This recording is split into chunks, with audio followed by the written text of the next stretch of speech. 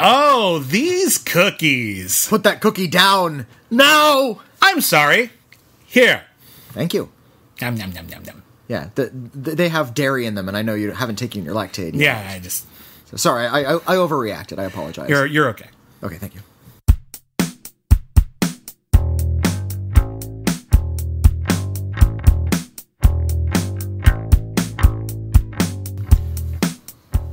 Hello, everybody, and welcome back to Critically Acclaimed, the podcast where highbrow and lowbrow collide. My name is William Bibbiani. I'm a film critic. Everybody calls me Bibbs. Sounds like we're butting heads, like rams. Yes. Hi, our brows are colliding. Yeah. My name is Witney Seibold. I am the... which brow am I? I guess we can alternate brows. We should have shirts that are just you and me with horns just hitting each other in the head. Should have one of those, like, dirty or clean dishes magnets, but, like, on a shirt, so we can be the highbrow or the lowbrow and turn it around. I like it. Depending on how we're feeling that day. My name is Witney Seibold. I'm the other guy. I'm a film critic for the internet, and you're listening to this podcast right now with me on it. That's true. We hope you're having fun already. You can tell we're off to a great start. This week on Critically Acclaimed, it's a big week. It's Christmas Eve is when this is coming out, so happy holidays. And we are going to be doing a whole bunch of stuff. We got a couple of more movies to review before the end of the year. A couple of things that were embargoed or that we hadn't seen yet. We're going to be reviewing The Greatest Showman. We're going to be reviewing All the Money in the World, and one last Hallmark movie, The Christmas Connection, because this one actually creeped me out. I hope it's a Christmas version of The French Connection. That would have been amazing. Oh my god! And there's this there's this high-speed car chase, but Santa's in a sleigh. Technically, The French Connection is the Christmas version of French Connection because it opens with a foot chase with Gene Hackman dressed as Santa Claus. That's right. So, French Connection, best Christmas movie. There you go. So we got that. We got our double feature. You voted in our Schmoville poll to force us to watch. One bad Christmas movie. Yeah. Now, we picked a list of pretty bad Christmas movies. And honestly, you did not pick the worst one, but it was pretty bad. This was a rough one. You could have picked a funner one, but we know how much you like to hear us suffer. So you chose one that hurts. Yeah, it hurts a lot. Maybe not the worst movie, but it hurts a lot. And then after we do our double feature with the movie in question, and you know what? You've seen the title of the episode. It is Jingle All The Way. And we're going to pair that up with one of the best movies ever made because they're weirdly similar. Totally. Yeah, well, I think thematically. Certainly thematically. Not tonally, way different. Totally different. The exact opposite, actually, by design. But we're going to talk about that. And then afterwards, we're going to conclude with our picks for the best movies of 2017. So stick around. It's going to be another long one, but hopefully a very fun one. We'll try to speed through our lists, I think. A little bit. I mean, it's mostly just going to be highfalutin praise. And that's not nearly as entertaining as explaining why you hurt inside. Like, what did this movie do to you? Well, it hurt, and I can describe it on a pain scale of 1 to 10. It's a 50 million. Thank you, Transformers. Some of my favorite movies of the year did make me hurt inside. So well, I guess that's true. You're one of those people who like pain. Just films about misery are very appealing to me. Yeah, we're different people. We're very different people. That's fine. We're going to talk about that, and that'll be a lot of fun, because one of the things that makes me love doing this with you is we overlap a fair amount, but we do ultimately have very different taste in movies. Yeah. We come at movies from very different angles, I think. I think a lot of the mainstream stuff we tend to be more or less on the same page about, but when you get fringe, you get weirder, we diverge in the wood. But let's talk about a couple of movies that we weren't able to talk about last week on our big Review-a-Palooza episode. The first one is The Greatest Showman. This is a new musical starring Hugh Jackman, Michelle Williams, and Zac Efron. And it is the story of P.T. Barnum, and it is a load of hogwash. It is very, very, very, very, very loosely the story of P.T. Barnum. Yeah, this is the story of P.T. Barnum that P.T. Barnum would tell his kids as a bedtime story. About himself. Yeah, all the actual terrible things he had done, or the outright fraud. The outright fraud, the actual functioning of his museum and of his circus. His exploitation industry. The way he behaved and how he paid these people, and an actual nuts and bolts biography of P.T. Barnum would be fascinating. And probably very dark. This is not that film. Now, granted, P.T. Barnum also did some good things, but he's also... and I feel a little bit ambivalent about this because I knew he was kind of a cad and a huckster, but he's also perhaps the most important American showman in the country's history. He kind of defined publicity as we see it today. Yeah, down to a T, and kind of overselling it, and spin was kind of defined by P.T. Barnum. He turned negative reviews into a reason to see something. He turned the possibility that what he was showing you was absolute bullshit into the reason to see it. Ingenious, very insidious, very pervasive, and we're still dealing with that. So thank you, P.T. Barnum. Thanks a lot. But I admire him in a twisted sort of way. It certainly, he had a knack. I think we can appreciate that. The movie The Greatest Showman, however, is all about how P.T. Barnum was God's special angel. He was a dreamer. He was a dreamer back when there were no dreams, and he inspired other people to dream, and he gave out hope like it was candy in his pocket, postman. He lives in America, but it may as well be Dickens' England, because it's just as ashen and gross, and he moves into... lots of top hats. Yeah, moves into a tiny apartment, which is still enormous by modern New York standards, with his rich fiancée, soon-to-be wife, played by Michelle Williams, and they don't care about because they have all they need in this tiny little dumpy apartment, and they have 2 daughters, and they don't care because everything's magical. But P.T. Barnum dreams big, and he sings about how he's dreaming big and how he wants to bring joy to the world, so he lies his way into getting a bank loan. Yeah, really egregiously lies, like basically fraudulently commits legal fraud. Outlandish legal fraud. He claims he has a fleet of ships as collateral, which do not exist. Well, they do exist. It's just they belong to somebody else and they sunk. So, which is the sort of thing that's fun until you realize that if the bank actually had called in his loan, he would be in jail to this day. And it's kind of hard to enjoy a financial huckster as kind of this enterprising, businessman, given the current climate of the country. Yeah, but the movie is so shameless in its celebration of everything that P.T. Barnum did in this version of P.T. Barnum's story that in a weird way you get kind of swept up in it. You get swept up in the hucksterism of it all. I think there's a general misunderstanding amongst many people about what the definition of camp is. Well, this is it. And this is why. Because camp is not being cheesy, overacting, being silly, hoping to be appreciated ironically.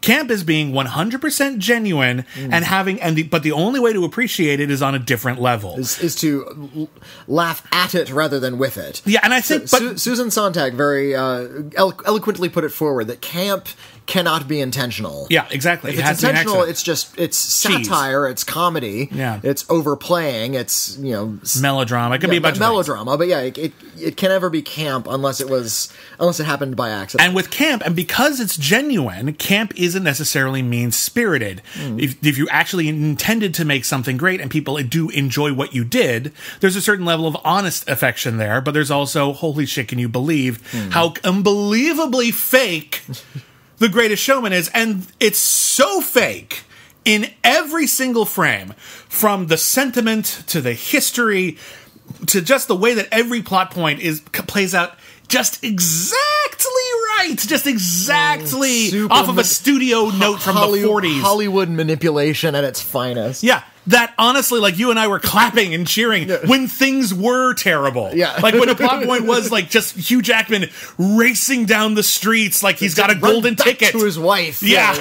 Trying to chase down a train, and of course he outruns the train. If there were modern airports, he'd be running through them to get to his wife, who's just about to board the plane. Don't go, sweetheart. Hugh Jackman, who has played a superhero for the better part of 20 years, is now like totally hero worshipped, and he's like pulls people out of burning buildings. Like there is literally a scene where he carries like cradling like a baby. His business associate, Zac Efron, out of a burning building. Yeah, and I don't care if that's okay. I know that sounds like a spoiler. It's what you expect to happen by that point in the movie. You'd be disappointed if it didn't happen. The real facts of freak shows, and they're like real famous circus freaks, like big P.T. Barnum made these people famous. Chang and Eng are in this movie. The characters. Yeah, obviously Chang and Eng are long since passed away. Well, yeah. The characters are. There are two actors who play Chang and Eng. The actors are not conjoined twins. Yeah, I assume.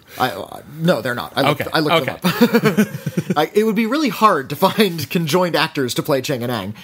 Perhaps they're out there. But it sort of treats all of his sideshow, all of his circus freaks, as this weird sort of gaggle of really warm. They're like a theater troupe that perform together, and they really all love each other. And they're all empowered by the experience. They feel like they're being empowered, and they have this sort of body positivity message. It seems really bizarre to me, knowing what I do about the actual freaks, that they're putting this sort of very modern body positivity message into their mouths. Yeah, we're really kind of sanitizing a lot of the history. Now, super scrubbing. Now, that being said, there is something to be said for P.T. Barnum actually giving a platform to a lot of people who otherwise would be shunned. There is certainly, I can see why there's a positive angle you would want to spin this if you were going to do a positive, happy musical about P.T. Barnum. And certainly the movie made its choice. So there's that. But I'll just say this. I think I said it before on this podcast. Don't get your history from movies. If you're interested in a historical period because of a movie, do the actual research and find out more. Or at the very least, see that TV movie with Jim Broadbent, where he played P.T. Barnum. Oh, I didn't see that. Yeah. It's a little more accurate. So I'm torn with this, because as pure camp entertainment value, The Greatest Showman is a delight. Absolutely. And as anything else, it's a kind of irresponsible. But, it's up to you how important one is there or the other, I guess, is what it boils down to. This is a musical. There's...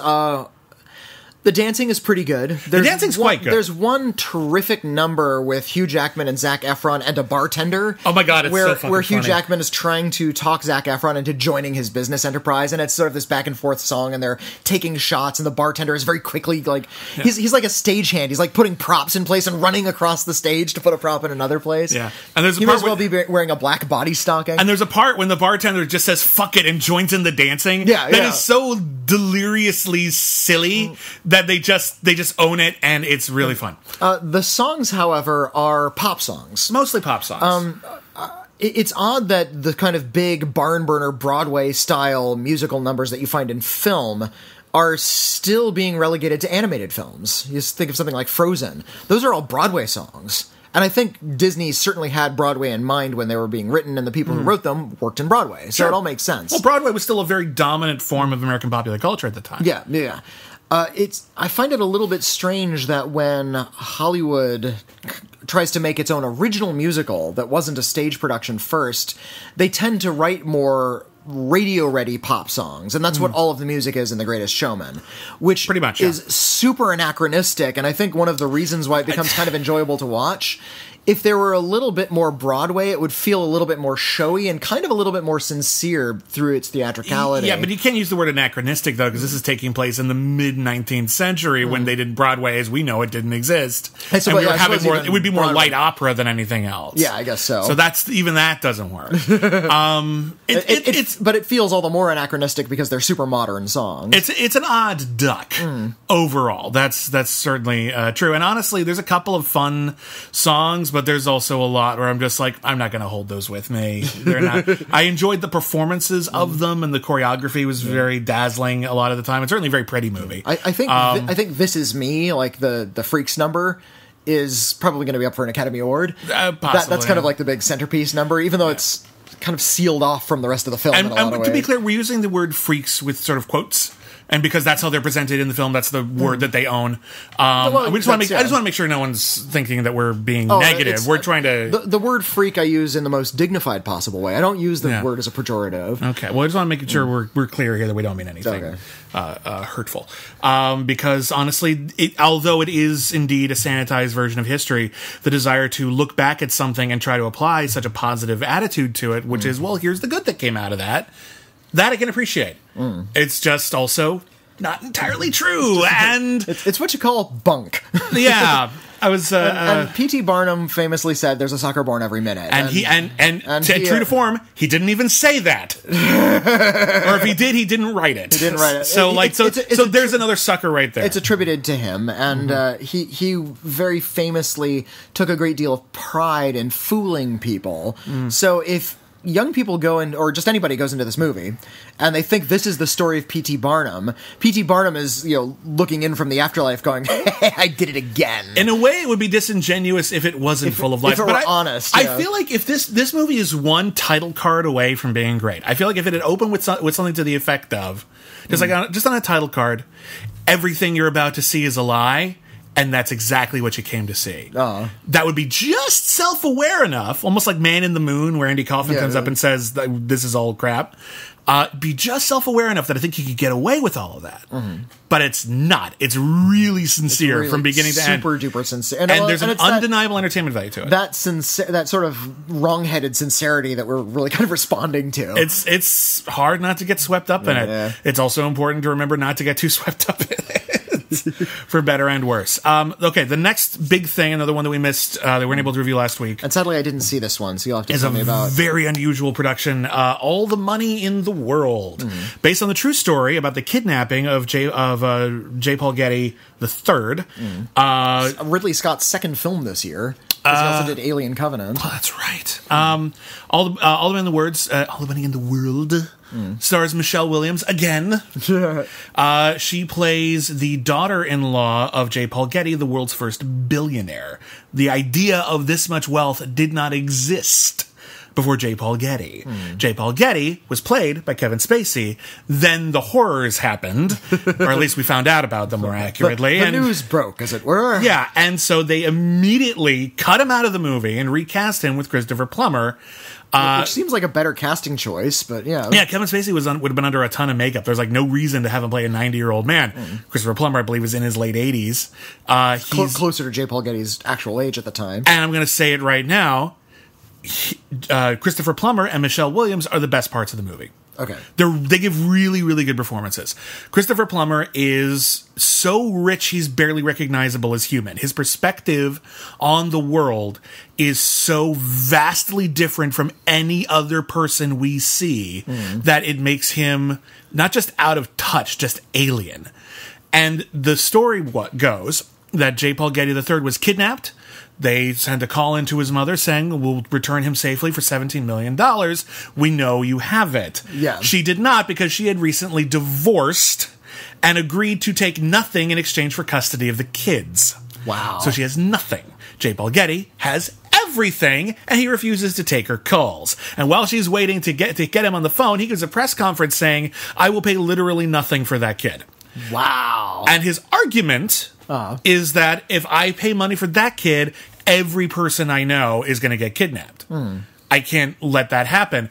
And he's just completely horrifyingly obtuse about it regardless. And he takes an employee of his, played by Mark Wahlberg, an ex-CIA agent, played by Mark Wahlberg, and says, get him back as cheaply as possible. Wow. So, Mark, this sounds like a Mammoth play. It's a fascinating true story. It's such a weird, unusual situation with bizarre characters, with strong points of view that are completely at odds with one another. And whenever it's about that, it's really, really great. Michelle Williams and Christopher Plummer, they represent such polar opposite perspectives, and they're such good actors, and the screenplay's pretty good, that they're fantastic together. And even though I think there's a couple of shots where I think I could see some compositing in some of the larger scenes with J. Paul Getty, Christopher Plummer, very seamless. You're gonna look for the edits, the angle, there might be a shot here or there where it looks like they CGI'd his face on something because they weren't gonna get that train again, probably right. That kind of thing. But for the most part, pretty seamless. And Christopher Plummer gives an incredible performance. From what I understood, they even reshot several scenes with the other actors, so it's not just. They didn't just bring in Christopher Plummer, just him. Reshoot, it plays like that. It plays organically, which is great. Yeah. The problem with the movie is twofold. One, whenever it's about J. Paul Getty III, it's kind of just a nothing kidnapping thriller. It's it's okay, but the kidnapping is the least interesting part. That's how people respond to it. That's interesting. The other problem is Mark Wahlberg. Well, I guess it depends what kind of character he's playing. If he's playing kind of like a brusque bro, then he's really well suited for that. When he's playing a brusque bro, he's fantastic. He got an Oscar nomination for The Departed, and he deserved that Oscar nomination because he made a great character out of that. When Mark Wahlberg is playing some variation on what we think of as Mark Wahlberg is fine. When Mark Wahlberg has to play a CIA negotiator who's such a skilled linguist that he has never carried a gun, I don't buy it. And all of his dialogue is carried with that same breathless, I don't know what you're talking about, Optimus Prime quality. That, like, when he's saying something like, oh, you guys can't come in with your SWAT team, you're gonna get him killed. And I'm like, you're supposed to know what you're talking about, Mark. You have to be more confident than that. And, like, when the one time he actually looks confident is when he's doing the stupidest thing in the movie, which is basically, like, how are we gonna show, like, what a badass Mark Wahlberg is? He skeet shoots from the hip. Jeez. Which you can't do, by the way. Certainly not successfully. It's absurd. I'm sure someone has done it. Don't send me a YouTube video. The point is, you're not supposed to do that. It doesn't work. Mark Wahlberg is so egregiously miscast as the Cary Grant type. Oh, geez. That you're just like dragging the movie you down. just reject the best scene in the movie is when he tries to negotiate with like the kidnapper. It goes really bad, and Michelle Williams hits him on the head with the phone. Like everyone in the audience is like, yeah. And the other reason we're like, yeah, I just like the idea of Michelle Williams wielding a phone, like one of those old, like the bottom half of one of those big Bakelite rotary dial phones, just smashing someone across the face. I could watch an hour of just that. The best part of this movie, like you take away the kidnapping plot, which is a little familiar. What are you going to do? It's based on a true story, but you know, the kidnapping plot's just okay. The best story in here, and there are many because it's based on a true story and there's a lot of branching parts, is Michelle Williams as a intelligent, caring, decent human being shoved into a world of rich, manipulative, and in some cases violent men. From J. Paul Getty to Mark Wahlberg to the police to the media to the kidnappers themselves, they are all trying to make her do exactly what they want her to do, and she literally cannot do it, and no one will listen to her. And she has to figure it out on her own. That is a strong story. Michelle Williams is such an incredible actor that she nails it. And as with Christopher Plummer as a counterpoint, that part is fantastic. There's just the other parts. So it's not bad, but it's could have been amazing, and the problem isn't even, like, you would think it would be like, oh, they had to rush that recasting. No, the problem is Mark Wahlberg. The problem is the kidnapping plot is kind of boring. Ridley Scott has notoriously been kind of spotty with the way he treats characters. Yeah. He tends to cast really good actors, and the actors tend to do all of the heavy lifting. Well, I think Ridley Scott is a stylist more than anything else. He will make a quality-looking production, and if the screenplay is good, the actors will do something good with it. But sometimes I don't know if he knows what a good screenplay is. Definitely not. Like that of Kings and Prophets. No, it wasn't Kings and Prophets. It was the other one. Gods and Kings. Oh, the Gods and Kings, the Exodus movie. Yeah, the Exodus movie. That's a terrible movie. Exodus : Gods and Kings. Yeah, it's really bad. I remember watching it at the time thinking this is adequate, but the more it sat with me, I'm like, adequate is not what that needed. That's pretty bad. A lot of Ridley Scott's films, I when I'm sitting through them, I'm kind of okay with them, and the instant they're over, I'm like, well, that was awful.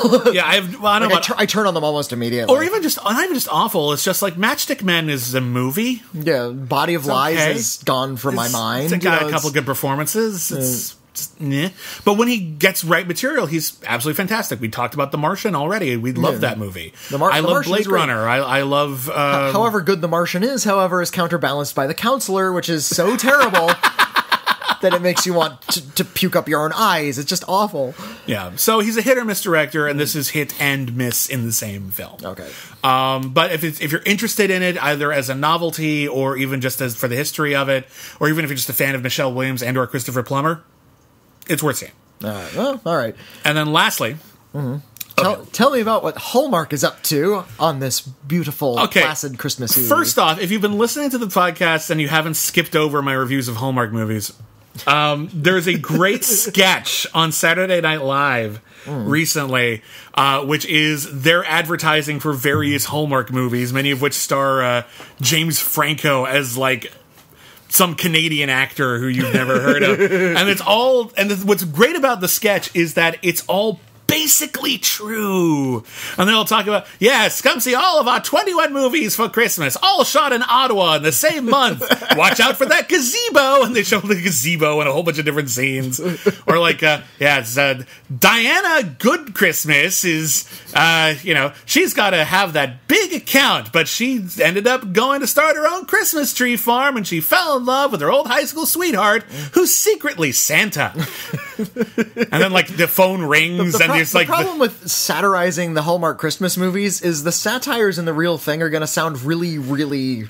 They're going to sound identical. They sound like a real movie. It's just they're just basically explaining the plot rather than selling the plot. Yeah. So when like the boyfriend in New York is calling from his limousine and he says, "Come on, pick up. You got to choose. It's me or Christmas." And then Kate McKill and Ken says, "Oh, it's my fiance. He works too much. That means it's okay if I cheat on him." And I watched it. I'm like, yes, that's how these things play. So if you haven't seen it yet, that whole sketch is amazing. My fiance answered the phone during our lunch date, which means he's just an evil person and worthy of complete dismissal. There you go. Because he's a workaholic. Exactly. That's what that scene means. Exactly what that means.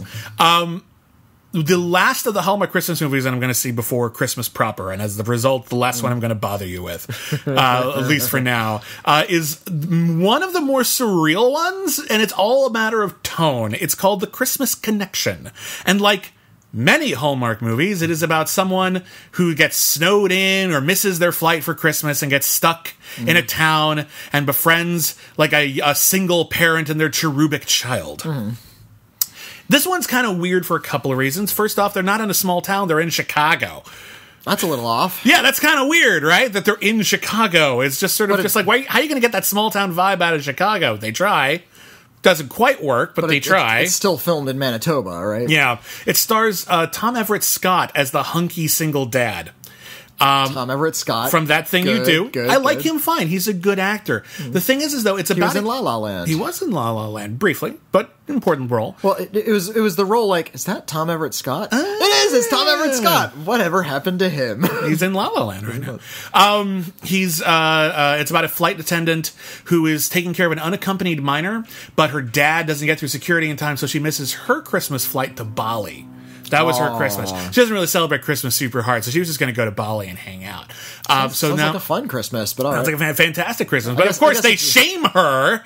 Don't you want a traditional Christmas with Christmas lights and cookies and family and gifts and wearing antlers? Well, I'd rather go to Bali. Bali sounds amazing. Why are we going to Bali? Celebrate whatever Hindu festival they have there. That sounds fantastic. Great. Yeah. In any case, she gets stuck in Chicago, and she, of course, falls madly in love with Tom Everett Scott, who is a local reporter who is trying to find out the secret of her parentage, because all she has is a locket with pictures of her mother and father, who met in Chicago, but she never met them, and she doesn't know why. Anyway, the real issue here... It turns out they're Mr. and Mrs. Claus. That would have been great. I kept expecting to find out... The kid she's looking after is an elf, and I don't know, what else? Here's the thing, though. Tom Everett Scott and the Tom Everett Scott family, who's supposed to make everything feel really homely. Homey. Homish. Homely means something different. I realize that now. They are so false. They are so fake. You begin to suspect that this isn't her being enchanted by Christmas. This is her being inducted into a cult. Nice. It's really creepy. Are they wearing matching outfits? Kind of. Well, they're all wear the antlers. Like, once you enter the house, you have to wear antlers, or you're not a member of the family. And it's like, what the fuck? This is really weird. Beam the mind control rays into your brain. The little girl, and I'm not criticizing the performance of a young child in a Hallmark movie, because good for her, she got a role in a movie. But she has that stage actor kid, that like commercial actor, that really bright-eyed enthusiasm. Selling the lines, but not the dialogue. Like if you were talking about Ovaltine, it'd be great. Wow, Ovaltine, this is fantastic. But if you do that Fruit by the foot, exactly. But if you apply that inflection to any real drama, it comes across as really disingenuous. So it's just like, oh no, you should stay here with my family, and it's just sort of like, said the spider to the fly, and once we get you into the backyard, we tie you up, cover you in snow, and you become our snowman forever. And then the top of her head unhinges, and the tendrils reach out. That's basically how the whole family plays in this. It's really creepy, the entire thing. So if you ever want to see a Hallmark movie just go slightly wrong, you think that they're easy to pull off, and then you realize that just one misstep in tone, and it's not just her, it's the whole family. Yeah. One misstep in tone can turn a general, genial, banal Hallmark Christmas confection into almost a horror movie. With just a subtle difference, this is the wicker Christmas tree. Like, it's really, really disturbing. This confection is not a Bordeaux cream, it's Crunchy Frog! All right, well, it is time. It is time for us to do our Christmas double feature. You voted for it, and we gotta do it, damn it. This is Jingle All The Way. And I believe I quote the great Tom Servo when I ask, is it really advisable to jingle all the way? Well, not until the 6th date. Right. Guys gotta have standards. Thanks for making that weird. So it's November of 1996, and Arnold Schwarzenegger is a suburban dad with a really American name. And if you look over Schwarzenegger's filmography, he always plays like guys with these really, really broadly bland American names. John Matrix. John Matrix is one of them. You think I'm Quaid? I am. And who, Total Recall. What was his other name in Total Recall? It was Hauser. Yeah, Hauser Jack actually. Hauser or something. Hauser actually does sound like a name Arnold Schwarzenegger might have, but it feels like Arnold Schwarzenegger was a very wholesome superstar for a long time. He espoused good health and American values and the triumph of the West. Even though he murdered people incessantly in his movies. Right, but he murdered bad people from other places, was the idea. And I think... Have you seen Commando? I have! It's very irresponsible! My point is that I feel like that attempt to sort of Americanize him as much as they can, because Arnold Schwarzenegger's not going to ever bother to try to do an accent, I think that was their just sort of, we'll take the curse off of it.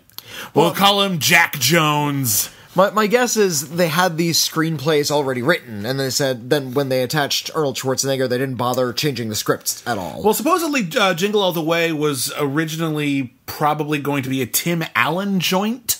Which makes a lot more sense. It really fits the Tim Allen mold of the 1990s. Tim Allen starred in, I don't know, about 80 billion movies in which he played a family man who worked too much, and then magical thing happened and learned family. It was a genre unto itself. It was. This one ended up starring Arnold Schwarzenegger. It starred him rather suddenly, in fact. He was going to be making a remake of Planet of the Apes. Yep. That fell apart. I would have loved to have seen that movie. And he was suddenly available, and he got $20 million to star in Jingle All The Way. $20 million to star in this. Jingle All The Way. First of all, this is a garbage film. You knew that going in. We all knew this going in. But it also belongs to a genre of bad dad comedies that came out of Hollywood really regularly from... I don't know when that trend really started, but it feels like it started in like the early 90s. I think you were seeing bits of it in the late 80s or even the mid 80s, stuff like Vice Versa with Judge Reinhold. Okay. He was playing a bad dad. I feel like it was a reaction in some ways to the sort of Reaganomics, big business is good era of the 80s. And now all these guys who dedicated their lives to just making money, now they have families, and they realize suddenly that their families are being neglected, at least emotionally neglected, and now so instead of actually spending time with their families, they spend millions of dollars making these elaborate apologies and sort of telling. And I also think it's very insidious.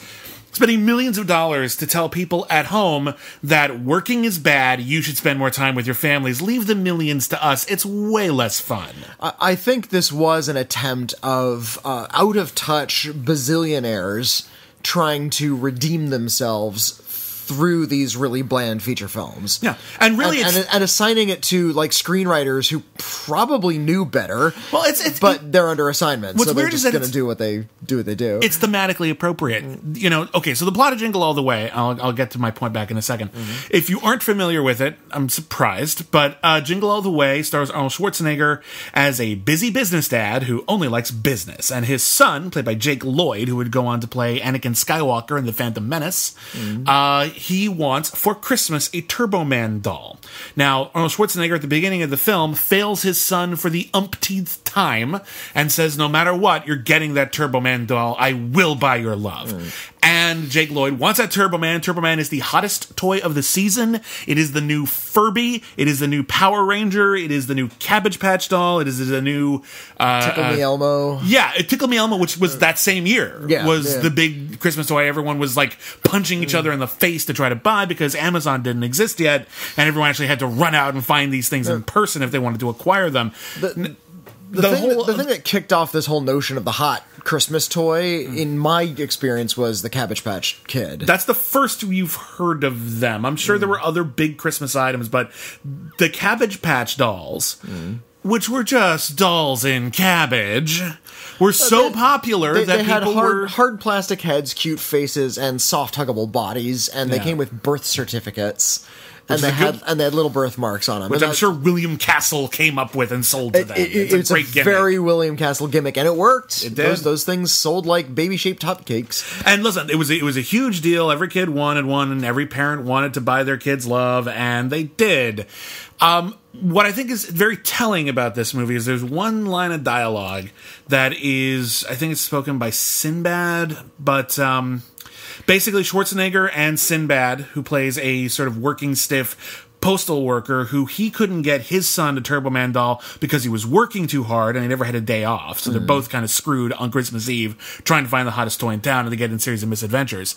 I believe it's Sinbad who says you get one chance a year to prove you're not a bad dad. And I'm watching this with my wife, and I've seen it before, but I haven't seen it in many years. I'm watching this with my wife, and we both have the same reaction. You have 365 days a year to do that. Well, if you don't mess up the other 364, you're not going to be in this mess. Here's something I've learned in becoming a father myself, and all of the literature that surrounds new parenthood. Women are given gigantic tomes on how to look after babies and how to care, how to swaddle a child, what to do when they cry in the middle of the night, how to feed them, etc., etc., etc. Men are given a pamphlet that says, "Hey, don't leave, and maybe spend time with your kid," and that's it.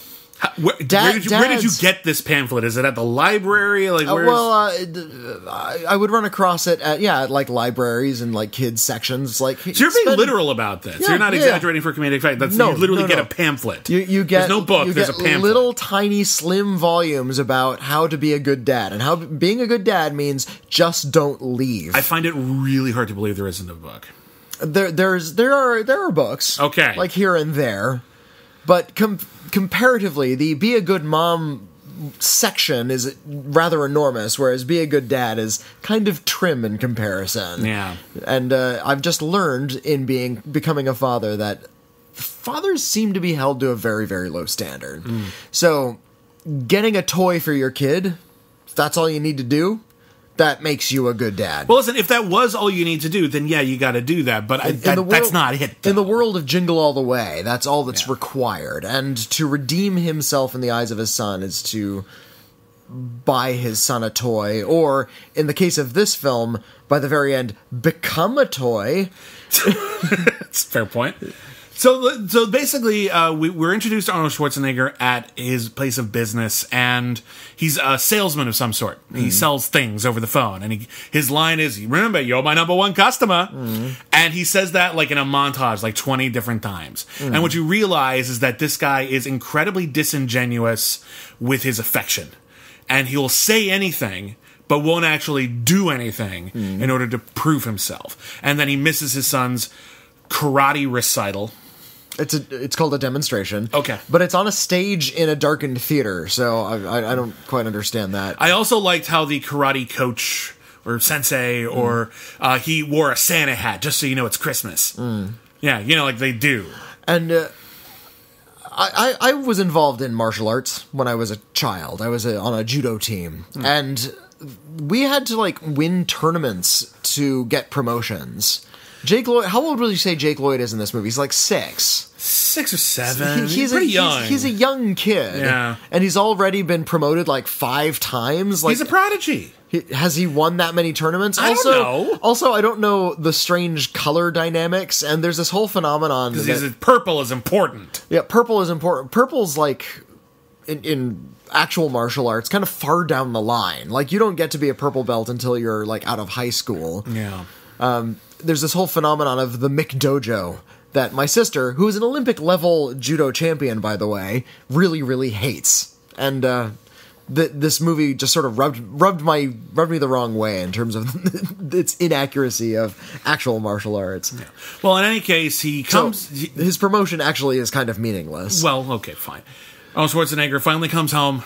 And he apologizes, and he makes a big thing of it, and the kid says he wants the toy, and he says, fine, I'll get you the toy. And then he's about to go to the bed, and his wife, played by Rita Wilson, who I always love, she says, you got the doll, right? And he's like, oh, I forgot. I was too busy being business dad. Yeah, he was supposed to get it weeks ago, and then he goes out the next morning, and he says, I gotta go get the DOLL. And I'm like, okay, the kid's like 6. I'm pretty sure he can pick up doll. Also, I'm going to throw this out there right fucking now.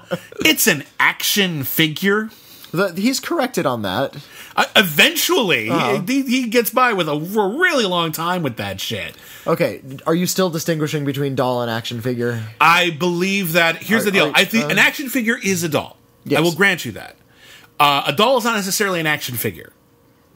Okay. All right? This is clearly an action-oriented figure. It's got things that shoot out. You realize the phrase action figure was invented because boys started getting a little wiggy around the word doll because dolls were for girls. Do agree with that. That is complete bullshit. I'm totally with you on that. I just feel like at the time that would have been something that would have been... it's like there was that period of time when people were like trying to dignify comic books by calling them graphic novels. Right. Now we actually do make a distinction, whereas a graphic novel is a long-form comic that is released all in one piece. Right. It's a novel as opposed to a serialized comic book that is eventually collected into what we call a trade paperback. There is a distinction that became more important later on as the terminology shifted. Yeah. Anyway, he goes to go get the doll. The store isn't open yet, and he meets Sinbad, who whines and rants and ad-libs like crazy. And what's weird about this scene is that this is the scene where it seems like, okay, I'm just going to go to the store, I'm going to get the doll, I'm going to go home. The first fucking thing that happens is chaos. It doesn't escalate to chaos. You would think that's how the drama would build, or how the comedy would build, is that each progressive adventure would get crazier and crazier and crazier. On some level it does, but it starts so big. People are knocking each other over and everything. Yeah, like somebody is stepped on, like a clerk is stepped on right away. Because this is what happens usually on Black Friday, but this is what happens on Christmas Eve in this movie. Now, where are they all racing to? Because they race to the display where Turbo Man used to be. They were sold out a while ago. Everyone asks for it, and everyone around him starts laughing at him. Why are they all there? If it's all sold out, and they all know it's been sold out, and it's a joke to them that it's been sold out, what are they getting that they need to trample people? Etch-a-sketches. I guess. They will never get old. Everyone likes an etch-a-sketch. My son has an Etch-a-Sketch. Exactly. See? And how many people do you have to trample to get that sucker? And Mr. Potato Heads. There you go. No, you just go into a store and buy an Etch-a-Sketch. But if it was a Christmas Eve, you'd have to, like, run. No, just go to where they keep the Etch-a-Sketches. They are plentiful. Anyway, what follows is a big montage of Arnold Schwarzenegger trying to find one, and then they pan over a lot of those Spawn action figures. If you remember those from the 90s, Spawn action figures are really cool because when they were super detailed. Yeah, there was this time when action figures were not super detailed, and even at the time I was just kind of like, honestly, most of my action figures are kind of lame. And then Todd McFarlane put out like a whole bunch of really cool looking action figures, and I'm like, they could look neat. Yeah. Woo! I even had a couple of them. I had several Spawn action figures. They were badass. And then there's the notorious "put the cookie down" speech. Well, I think Phil Hartman, who plays the world's most desirable man, eligible bachelor, divorcee. Apparently sleeping with every single mother in town. Super capable, and sleeping with a sexual dynamo. Yeah. And he's just sort of rolling with it. Yeah. He only has eyes for Rita Wilson, though. Well, he's set his sights on Rita Wilson. I'm not sure if he's going to give up his philandering ways as a single dad. Phil Hartman's character is very weird because for the first maybe half of the movie, he's smarmy, but he doesn't do anything wrong. He's actually very nice. He sees that Arnold Schwarzenegger, it's Christmas Eve, and Arnold Schwarzenegger hasn't put up his Christmas lights, so he puts up the Christmas lights to help the family or whatever like that. He's helping Rita Wilson in the kitchen with... Hold on. I'm getting to it. He's helping Rita Wilson in the kitchen with the cookies. He says, oh, you didn't make it to your son's karate recital. I filmed it. I'll loan you the tape so you can see it. All of these things are not bad things in a vacuum. It's all in how he says things that makes Arnold Schwarzenegger, like, stare daggers at him. Because he's clearly positioning himself as an interloper and a more eligible mate for Rita Wilson. And I do love that for a significant chunk of the movie, like... Phil Hartman is the silverback gorilla, and Arnold Schwarzenegger is the beta male. I love that. What happens over the course of the film, though, is that Phil Hartman gets progressively creepier and more sexual assaulty with Rita Wilson, and she ends up having to punch him in the face at the end, and I'm really glad she did. Because that's fucked up, and it gets really fucking weird and bad by the end. But for a while, you're sort of with it, and you're sort of just like, Phil Hartman is a nicer guy. And then, of course, he turns out to be fucking evil. What are you going to do? No, well, for some reason, this movie needed multiple antagonists. Yeah. I mean, just the struggle of getting the doll wasn't going to provide enough. There had to be a rival in getting the doll, but that wasn't enough. There had to be some sort of, like, ticking clock element. Like, if he can't prove himself on time... Phil Hartman will steal his wife. Snatch up his wife. Like... This is a movie for kids, by the way. There's also this weird class element to it that I brought up a little bit before that I really do think needs to be addressed. The idea that Arnold Schwarzenegger and Sinbad are somehow on even territory when they're not. Sinbad can't get his kid a toy because he's a working guy and this is the only day he's had off. Arnold Schwarzenegger could have done this weeks ago, but he's a fucking slacker who doesn't care enough about his kid to do it. Well, they're not the same. We're going to bring this up when we mention the B feature for this, but the struggle for this man is not much of a struggle. Yeah. What's at stake here? Okay, the love of his child. But it's a toy. You know, you can be a good dad without the toy, and if in a better world he would learn that and the son would learn that, and they would realize that they don't necessarily need this bauble to bond as a family. I kind of believe this. I honestly think not getting something you really wanted when you were a kid is kind of an important rite of passage. Yeah. I never got my Castle Eternia playset, and let me fucking tell you something. I really wanted that damn thing. All right, I saw someone had a YouTube video of Castle Grayskull. No. Castle Grayskull, fuck you. No, Castle Grayskull and Snake Mountain were cool. Castle of fucking Eternia was like this incredible giant set with moving parts and like cannons and shit, and it was huge, and someone actually tracked one down on eBay and they made like a YouTube video of it, and I just watched and I'm like, holy shit, it's actually as cool as I remember. I want one now. Like, it's actually, because usually like the shit you wanted when you were a kid you watch now, I'm like, I didn't need that. The Castle Eternia playset, I'm like, that would have changed my life. That was the coolest playset ever. My favorite was the slime pit. It was a lizard skull with a hole in the back, and you positioned a toy underneath it, and you would pour slime in the back of the skull, and the lizard skull would puke slime on your toy. That was a good one. That was it. That was all you needed. We didn't have the internet. We had the slime pit. And I remember one of the warnings was, do not use Grizzlor with the slime pit, because Grizzlor was a furry doll. That was his shtick. It was a fur, it was like a ball of fur with a monster face on it. Yeah, so don't pour slime on the furry doll. Don't use Grizzlor with slime pit. We need that on a shirt. Yeah. Don't use Grizzlor with slime pit. Back to Jingle All the Way. Back to Jingle All the Way. They get in a series of wacky misadventures. They fall in one sequence with Jim Belushi playing a mall Santa who has been running a bootleg toy racket. Yeah. With a bunch of other mall Santas. And of course, Arnold Schwarzenegger gets in a huge fight with a whole bunch of Santas, one of whom played by Vern Troyer. Who would go on to play Mini-Me in the Austin Powers movies. And a giant bruiser Santa with his shirt off. It's a sequence that it's hard to imagine Tim Allen doing. It feels like that's something that they reworked when they got Schwarzenegger. We have to have him punching Santas. An action sequence. Yeah.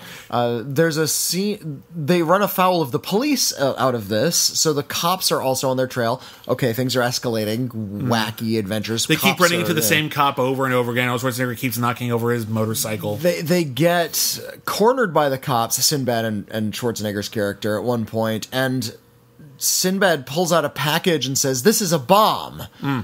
And he's bluffing.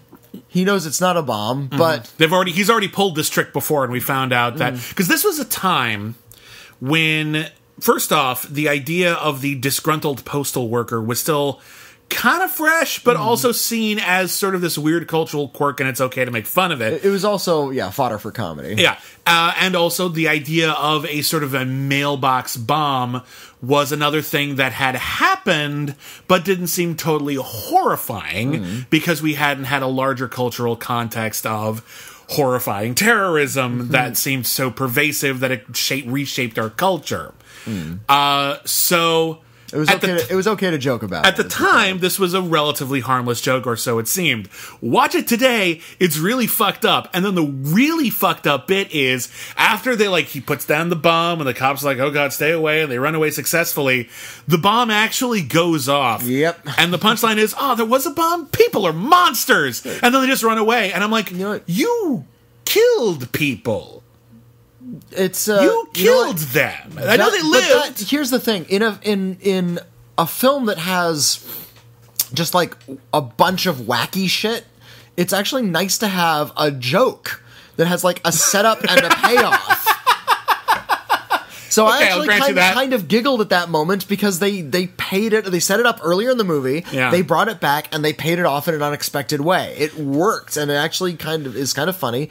And indeed, they cut to the cops and they're covered in ash, like Looney Tunes. Sylvester, Sylvester the cat. It's another one of those things where it's just like you got to pick a tone. Like, how wacky are you? How broad are you? And Jingle All the Way kind of refuses to clarify. It gets bigger and broader, but not in a way that feels like they've escalated a joke, like you would see in some sort of like Buster Keaton or Charlie Chaplin movie where things just get more manic and funnier, or even an I Love Lucy episode where the last half of the episode is just one big setup and how they can make it worse and worse and worse with every passing line of dialogue. It's not deft enough for that. This was directed by Brian Levant. Brian Levant has had a long career, but not exactly a great career. Brian Levant... he's done a lot of bland... He directed movies. Beethoven. Yeah. He directed The Second Problem Child. He directed The Flintstones. He directed Little Giants, which I know a lot of people... I'm sorry, I think he directed some of Little Giants.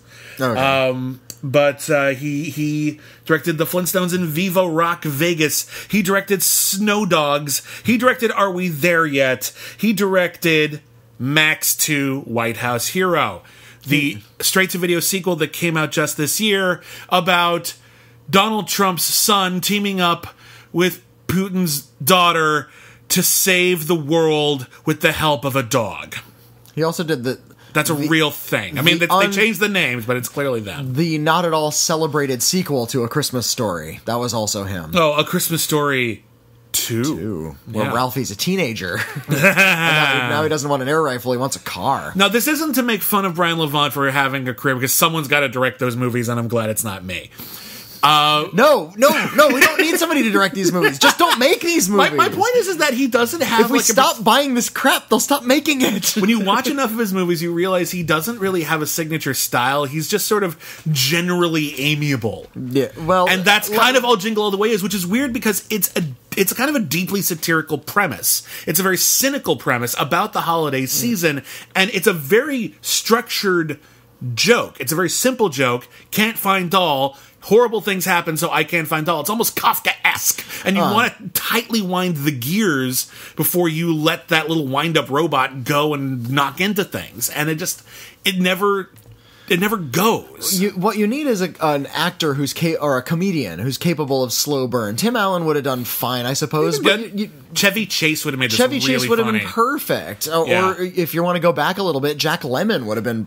Oh my God! Made something like this just can you imagine? Almost a classic. Can you imagine doing this in like 1984 with Jack Lemmon? It would have been great. That would have been amazing. Would have been great with Jack Lemmon. Arnold Schwarzenegger is not a comedian. He's just not. The joke, when you cast someone like Arnold Schwarzenegger in a role like this, the joke changes. And the joke changes from an ordinary guy is going slowly crazy, like a Steve Martin role. To, oh my God, I can't believe Arnold Schwarzenegger is doing this. A really masculine man is emasculating himself by doing something undignified. It's the same joke from Kindergarten Cop. Yeah. Kindergarten Cop is actually pretty funny, though. But that's the joke. I know. My point is that one actually works because he's still a macho. Because he softens. But also because in the context of the film, he's a macho guy. Yeah. He's a cop. He's a badass, lethal weapon cop who's forced to take on a very nurturing, family-friendly job, and that contrast is funny. Here, he's supposed to be a normal guy from the beginning. Even though he obviously works out a lot, like that's the only thing. Phil Hartman has a line, you can't bench press your way out of this one. But beyond that, he's just a normal dude. And it never works. And also Rita Wilson gives the like sort of I'd like to eat him up look when he shows up in the superhero outfit later on. Yeah, which I buy. But since this is the new joke that Arnold Schwarzenegger has decided to become kind of this wuss who is defeated by shopping, that becomes the entire premise of the film now. Yeah. And indeed, this whole thing about him being relegated to the beta male and Phil Hartman being the one who is now dominant over him and he's going to lose his family and lose his son, that's a much less interesting and kind of unsavory type of comedy about the alpha male being drained of their power. And it's a waste of a perfectly good premise for Jingle All The Way, which is the premise of this movie is fine. The premise of the movie is funny, actually. I can see a movie. I can see a movie out of this. I could see a movie out of this. Madcap shenanigans trying to find something that cannot be found. That's a perfectly good premise for a comedy. It could fall in the line of something like Planes, Trains, and Automobiles, which I think a lot of people consider to be a great classic. I would actually agree it's right up there, and I think you watch the way that this story is structured with Sinbad and how they are antagonizing each other, but they repeatedly sort of fall back and commiserate because in many respects they have the same plight, or at least so they think. I think this movie is obviously trying to evoke Planes, Trains, and Automobiles. In fact, I think... no, never mind. I was thinking of something else. I thought maybe John Hughes was connected, and I realized that he's not, so never mind. No, Chris Columbus was the executive producer on this one. But they were making movies contemporarily, but not the same thing.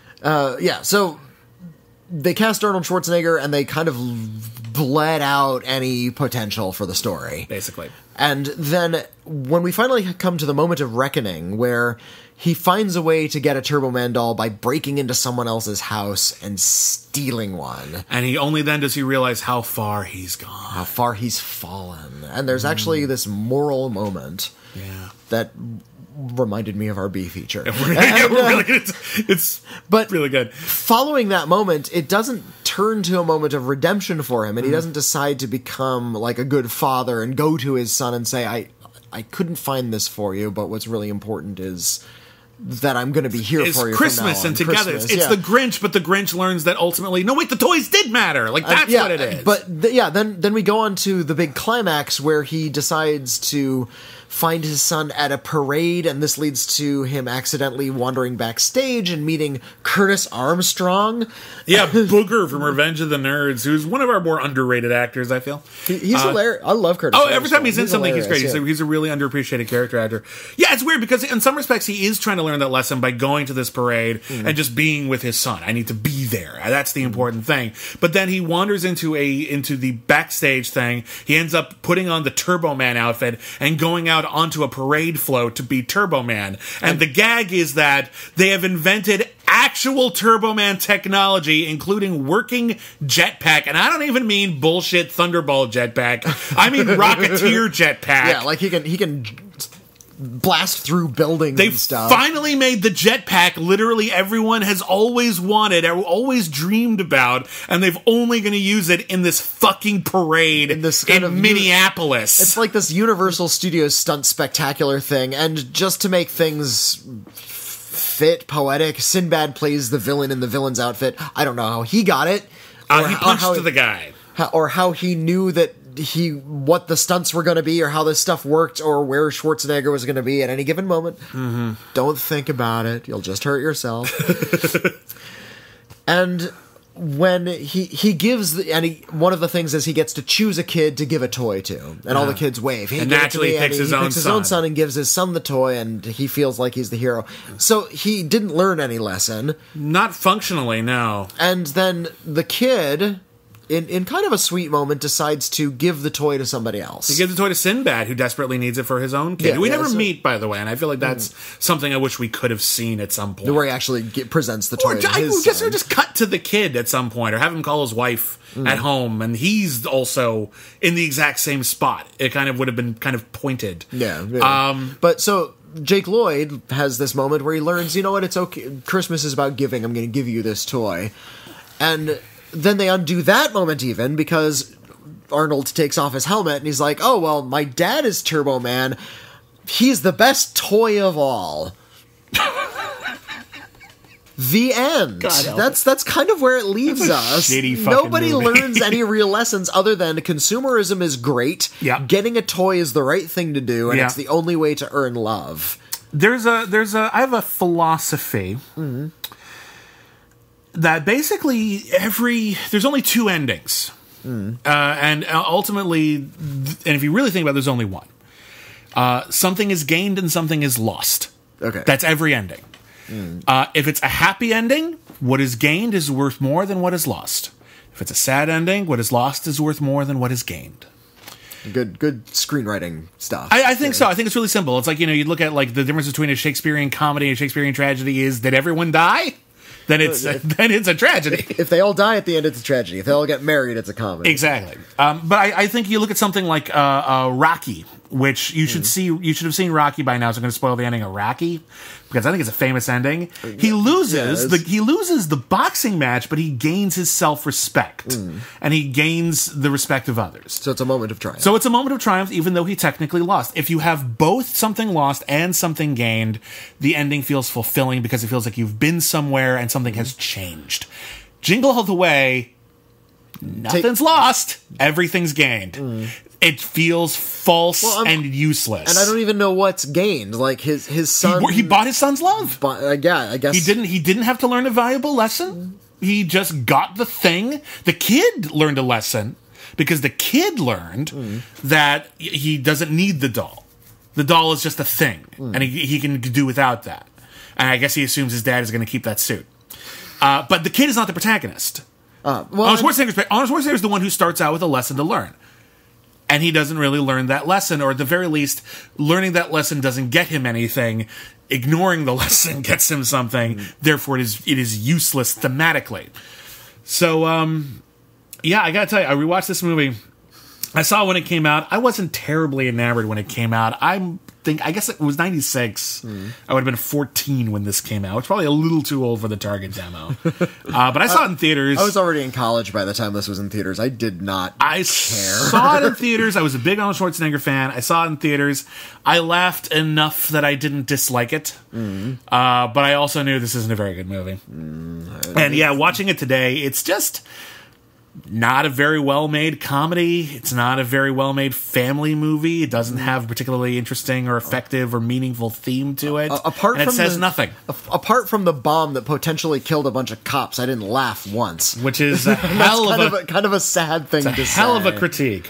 However, what I wanted to focus on in Jingle All The Way was the one moment of actual substance. Yeah.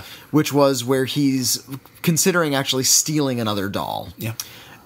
Which is actually kind of the exact same reckoning that happened in our B feature. When you suggested this, my first thought for this was we should do Millions, which is another great story, but it's a story about a kid who wants to give away things for Christmas and not acquire things. Yeah, I still maintain that's a great movie. When you suggested Bicycle Thieves, I was like, oh my God, you're a fucking genius. It's the same movie. It's the same story. It's the same movie. Jingle All The Way is Bicycle Thieves, but it's shit. It proves how meaningless story is when it comes to making a good film, and how important it is to have an auteur working it. Vittorio De Sica made Bicycle Thieves in 1949. 48. Yeah. Okay, 48, 49. I'll double check, but I'm 90% sure it's 1948. 1948. 48. 1948. Italy had been ruined by World War II. Many people were living in extreme poverty. Jobs were scarce on the ground.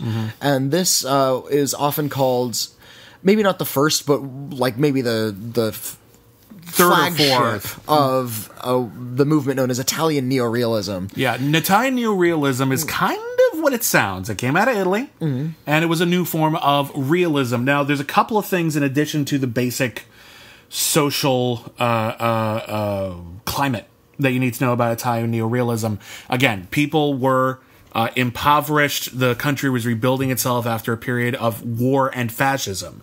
During that period of fascism, there was a sort of film that was made and was promoted by the government that were called white telephone features.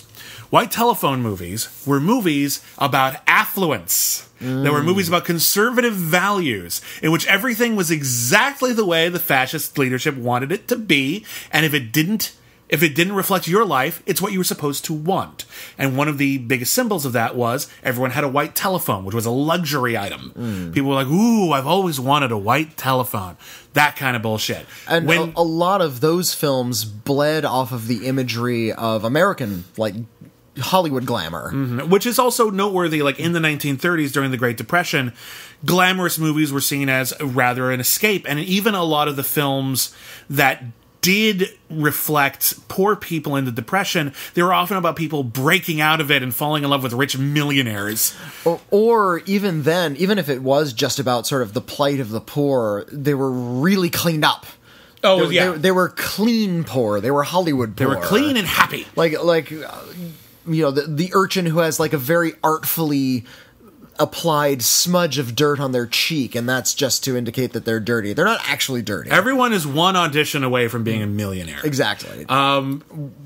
Here comes Vittorio De Sica, and he decides to just sort of shoot real people. He casts non-actors, non-professionals. Well, he didn't invent it. Let's be fair. He didn't invent it, but this is sort of the crown jewel. Yeah, like in the Rome genre. Open City was probably the first big one. There were a few precedents before that. But including Vittorio De Sica's own films that he made before this. But yeah, he wanted to bleed all of that glamour out and sort of show a little bit more of what life really was, especially in Italy at the time. So everyone really, the suits don't fit. The camera angles are a lot like flat. It's not here to glamorize anything. It's here to just show life, and that was really revolutionary at the time. Sure. The story of the Bicycle Thieves is a guy named Ricci is given a job, and he needs a bicycle to do it. Yeah, he's supposed to ride around town putting up posters at various locations. It's a well-paying job. His family is destitute, and in fact, they had actually just pawned their bicycle the other day. So as soon as he gets the job, they have to pawn their sheets in order to get the bicycle back. And in a really, really fantastic image, they pawn their sheets, and this is how bad everything is. And the guy takes it into sort of the sheet depot, and we see him start to climb up this gigantic structure, and the camera just keeps on panning up and up and up, further and further, and you see this gigantic interior shelving unit that's full of like 1,000 sheets that people have pawned. Yeah. Like just everyone has pawned their bed sheets. So this guy Ricci and his little son Bruno, who is one of my favorite child actors in all of movies. He's this so kid great. This kid is so perfect. He's smart, but he's a kid. He's not unbelievably precocious. He actually knows a lot about bicycles. He loves bicycles, and he helps his dad find pieces of his bicycle later. They go off. He goes off to put up posters. First day, someone steals the bike. Well, I'm putting up posters of Hollywood movies, specifically of Rita Hayworth and Gilda. So it's like the movie is reminding you of how fake that Hollywood glitz is. You know, showing this hardworking stiff who had to pawn his sheets to get a bike, putting up this big glitzy Hollywood poster. It's a really fantastic image. Yeah. So his bike is stolen. His livelihood is threatened.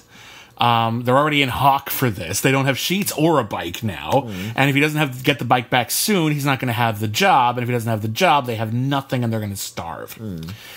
So he pulls out all the stops. He runs everywhere around town to try to get the bike back. And much like Jingle All The Way, it turns into a series of episodic adventures in which the world takes a dump on him every step of the way. Well, he tries to get it back. He tries to get it back. And there comes a point early in the film where you realize that he's not going to get it back. Pretty early. Even when he sees the thief later on and he sees his bike, you know that this is not going to be the moment where he gets it back and things are going to be It's not that kind of movie. It's an Italian realist movie. Yeah. It's not going to have a mega happy ending. It's just not. So even though it's about sort of escalating adventures, it's actually about sort of the escalating desperation. Exactly. And coming to terms with the fact that he is destitute. And indeed, there comes a point in the film where he kind of realizes things are hopeless and he decides just to take his kid to a meal.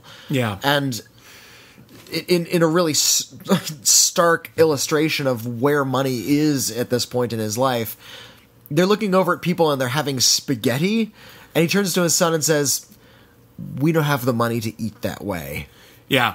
Give me just cheese. This moment where all of his anxieties about money and jobs and, their future kind of falls away because he's just having a moment with his son. And it's actually kind of beautiful, and they're having a good time. And then the second the topic of money comes up, even tangentially, he starts putting the money together in his head, realizing how much money he's going to lose without this bicycle, and the moment is ruined, and they have to go back out and start looking again. And it's heartbreaking. Yeah, it's really going to rip at your face. What's this? And then he, of course, has the Jingle All The Way moment. Where he begins to realize... We're not going to call it the Bicycle Thieves moment. We're going to call it the Jingle All The Way moment. Okay. If we're in Bicycle Thieves, it can be the Jingle All The Way moment, where he realizes maybe he might himself have to become a bicycle thief in order to make ends meet. The world doesn't work the way it should. The world doesn't... He's trying to do things the right way. Trying to do things the right way. He files a police report. The police report literally tells him, "We're never going to look for your bike. But if you find your bike, you file a police report. Then we make sure you get it back." So he says, "I'm going to have to do the work regardless." And he's like, "Yeah, get out of here."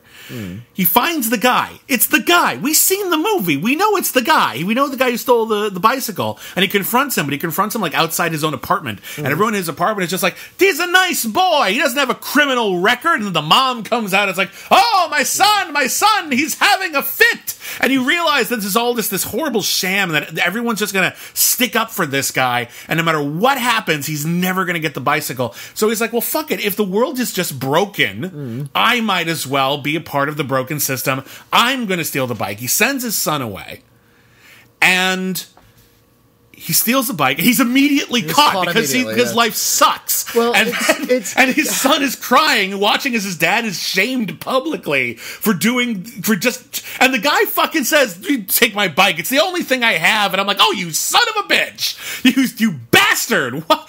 It was the only thing he had. What are you doing? Why bicycle thieves? Why?" It's a moment of moral reckoning. No matter how bad things get for you, and no matter how much injustice you have suffered, are you going to yourself become an immoral person to just out of spite, to sort of even your hand a little bit? The world has taken things from you. Will you take things from the world? Are you going to take back? And Vittorio de Sica argues that, even though there is a lot of injustice, you cannot become unjust. So it's actually a deeply moral film. It is. It's interesting that it's considered a neorealist film. It's played out very realistically, very naturally, but it feels like a parable. That's the thing. Narratively, it's actually a little contrived. Now, it's effective, but it didn't just come together naturally out of rehearsal. Right. Vittorio de Sica is telling a moral story here with a conclusion and indeed a build-up to the conclusion in which all the pieces matter. This isn't, an ad-libbed thing. Jingle All The Way is the comedic version of that. And all the pieces are supposed to build to concrete conclusions as well. The difference is the matter of desperation. What is at stake? In the Bicycle Thieves, which when I was a kid, it was always the Bicycle Thief, but I guess they retranslated it, and now it's Bicycle Thieves. Now it's Bicycle Thieves, which makes more sense because there's more than one of them. But I feel like that's a spoiler, but okay. It's the James Cameron sequel, the one with the military in it. Bicycle Thieves. But if you think about it, they mostly steal bikes at night. Mostly. And in this one, the Bicycle Thieves are huge. They're 12 feet tall. Who was laying all those bicycle eggs? Now we're going to find out. All those bicycle eggs. If you think about it, what is at stake in both of these films is actually the same. And it is trying to seem like a moral, good, dignified father in front of your son. Okay, I'm going to say this right now. Yes, but that's the perspective of a father. Because I feel like on one hand that is totally true, and I feel like that's when I brought up the whole idea of something gained and something lost. In Bicycle Thieves, he's lost the bike. He still has his son, and he appreciates his son, and he appreciates that he can't do this. He can't become a bad person for his son. So even though it's sad, and you get the impression they're going to be kind of walking the earth forever now, they have each other, and there's something kind of beautiful about it. But in trying to provide for his son, he's trying to sort of... It's never spoken out loud. It's never really made explicit, but he is the breadwinner. He is. And there's some dignity involved in that. And I think he wants to remain a strong provider for his son throughout true, this. But he starts to cross lines in order to fulfill that. I appreciate that, but that's kind of my point. What's at stake isn't just the love of his son, it's the life of his son. If he can't provide for his son, if he can't win that bread, they will be destitute. They will lose everything they have. They could die. Okay? They could have their family torn apart at least. There's real horrible consequence if he doesn't get that bike. If Arnold Schwarzenegger doesn't get that toy, no one gives a shit. The kid will get over it. All right? The interesting thing is that ultimately, Arnold Schwarzenegger is not the bicycle thief. He has the bicycle thief arc, but he's not the bicycle thief. Sinbad is. Sinbad is the working class guy. The guy who is actually just trying to get his child that doll. He's trying to do things the right way. He's doing this the only time he can. Hang on, let me just finish my thought. Okay. He's doing this the only time he can. He's trying to do it the right way. And then who is stealing every opportunity from him? The bicycle thief, Arnold Schwarzenegger. The problem is, I think the movie thinks that Arnold Schwarzenegger is Ricci. I know, but the movie is not very good, is it? He thinks the movie seems to think that Arnold Schwarzenegger, this rich man, they're not middle class. These are upper class people who live in a nice house in an expensive suburb. He has a high paid job. He is the one who has now lost something that he must regain. He's the one who deserves the doll, whereas the working class black guy does not. That's what Jingle All The Way wants us to think. This is another kind of important distinction between Bicycle Thieves and Jingle All The Way. One of many, I hope. There's a few differences. Ricci is a poor man who needs this desperately, and the desperation is felt in every single frame of the movie. Yeah. Jingle All The Way, these people are so well off that it's difficult to care about their plight. Yeah. And even if you are the type of dad who has that experience, or that parent who's braved the shops and gone out and tried to find the hot toy and, worked tooth and nail and stayed out until midnight on Christmas Eve, when Toys R Us barely closes, and you make all these back alley deals and you get it. That's a struggle for a lot of parents. Even if you can relate to that, you can't relate to this guy because he has it better off than you. Well, he can just get a different toy. If you look at both films as a sort of moral parable, and certainly they're both about worlds which are immoral, or at the very least, in some respect, corrupted, unjust. Unjust is a better way to put it. We've talked about the ending, but let's talk a little bit about the beginning. Let's go with Schwarzenegger is the protagonist and Ricci is the protagonist. What did the protagonists do to deserve their plight? Now, in the case of Arnold Schwarzenegger, he was not there for his child. He ignored his child or decided to prioritize work over family so much that family ultimately suffered. And on top of everything, he had plenty of time. He had already had a conversation about getting that exact toy, and he simply forgot. He is the reason why he suffers, because he failed the family. So he sees this as a redemption arc. He has to redeem himself because he failed. Perhaps. Why does... But either way, you could argue that he's also kind of an asshole who's getting what is coming to him. There's a certain... that's also where a certain amount of morality lies. He deserves his own plight. It's like when Yosemite Sam does something bad to Bugs Bunny and Bugs Bunny gets to beat up on him. Schwarzenegger's Yosemite Sam, Bugs Bunny is the world. Now, Ricci, what does he do to deserve getting his bike stolen? Not a goddamn thing. He has made no mistakes. No real mistakes anyway. I mean, he's poor, but like that, we don't know why. We don't know if there's a particular reason. He's not a drunk. He's nothing. There's nothing. He didn't do anything wrong. He's poor just because there are many. Everyone is poor. That's my point. Yeah. Like we see no particular reason that he's driven to do questionable things over the course of the story, but only in the face of extreme hardship. The hardship itself is shitty fate. Schwarzenegger's plight isn't shitty fate. Schwarzenegger's fight is self-inflicted. It's not even remotely as likable. And we're not even remotely as much in his... involving, yeah, we don't feel bad for him. Therefore, when bad things happen to him, our reaction is more like, good! To hell with him. That's not a great place for drama or comedy. Now, it's a great place for satire, and if there were some acid or some personality in this movie, it would actually be a great satire. Yeah, I think so. I think the material's there. One I wanted to pair this with was Child's Play, which is... Don Mancini has said that the whole idea of Chucky is a spoof of the Cabbage Patch Dolls. That's correct. People are going after these toys. Well, what if the toy itself wanted to kill you? That's the premise of Child's Play. Well, yeah. And that one works as a satire because the toy actually does murder people and it is willing to go to those lengths, those violent lengths, to illustrate that. If you had someone like Ron Rifkin or Mark Waters or somebody who had a bit of a dark sense of humor making something like Jingle All The Way, and they were willing to push it out of the stupid PG-rated cartoon world where it lives. You know who should have done this in like the mid-90s? Barry Sonnenfeld. Yeah, Barry Sonnenfeld. The guy who did Addams Family? Yeah, this would be a great comedy. Yeah. And he also has that sort of slick Hollywood sensibility. So, he could have made it very engaging. Yeah. But because they got this guy who is Blandy McBlanderson, and because they cast Arnold Schwarzenegger, who's not a comedian, and because there's no real things at stake, there's just nothing in it. I think what we've come to the conclusion to, and you know what? I know this is a bold statement, but I'm going to stick by it.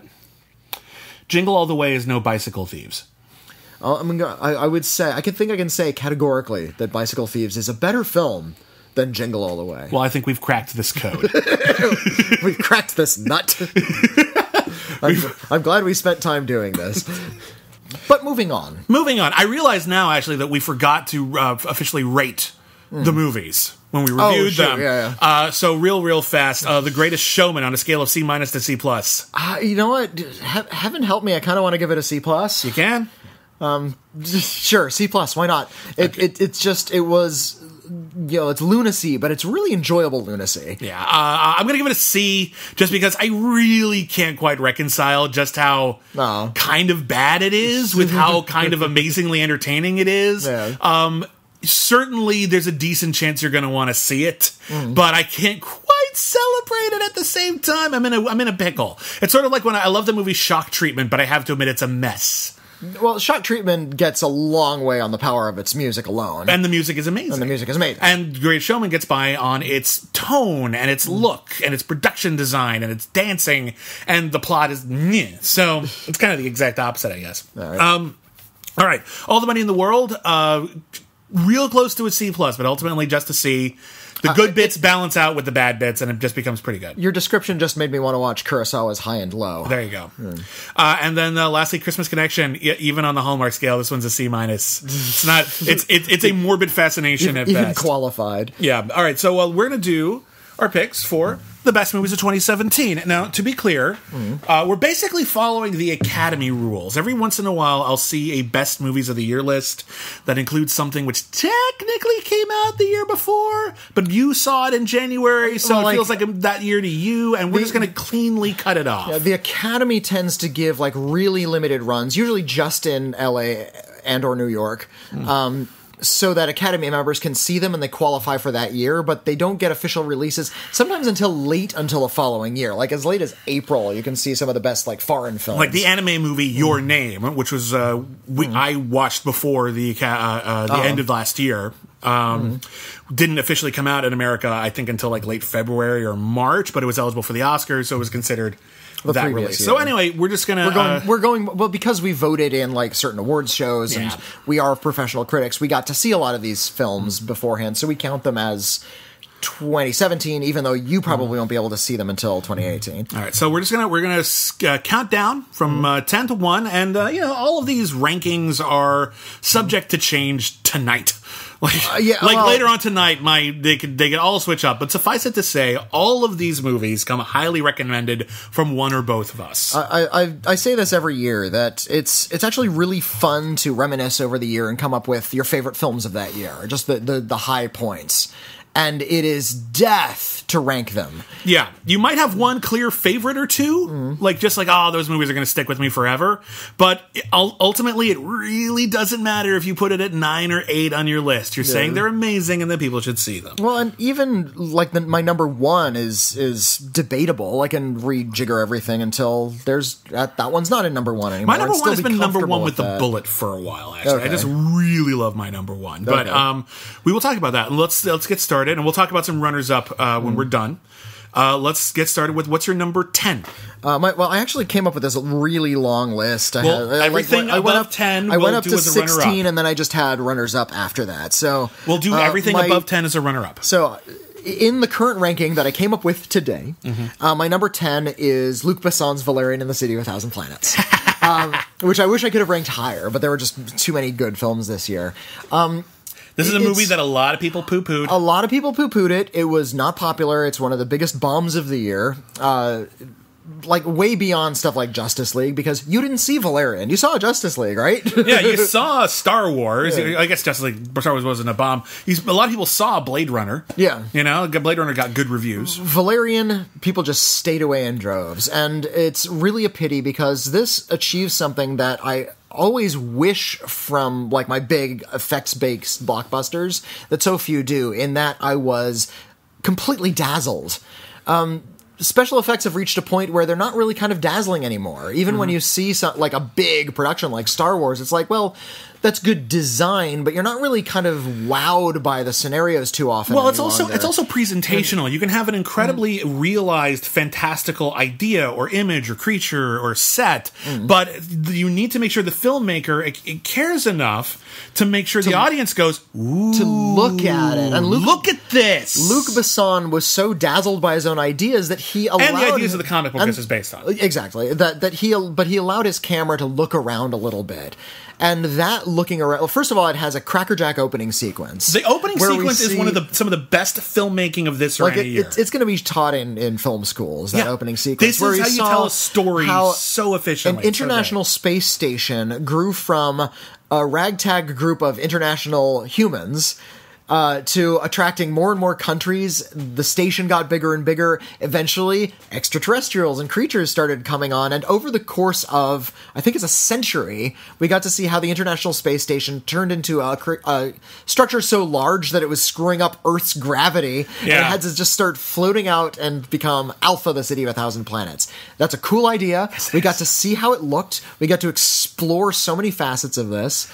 It's fantastic. And then the story is about sort of these kind of not in terribly complex, but really fun space cops played by Dane DeHaan, miscast, I know. Yeah. And Cara Delevingne, who kind of steals the show in a lot of ways. She steals the whole movie. She's actually really good, and I think if she had someone with a little bit more like raw charisma than Dane DeHaan, who's just a little too James Dean like. Yeah, he's a little too cool for the room. He's too mellow, and he's actually trying to add some soul to this character that needs to be shallower, to be honest. It needs to be a smug sci-fi hero. You want this is where you want like a Chris Pratt in Guardians of the Galaxy type character. Yeah. That's who you needed here, and Dane DeHaan doesn't bring it. I think if he had, the movie would have been, I think, better and more popular.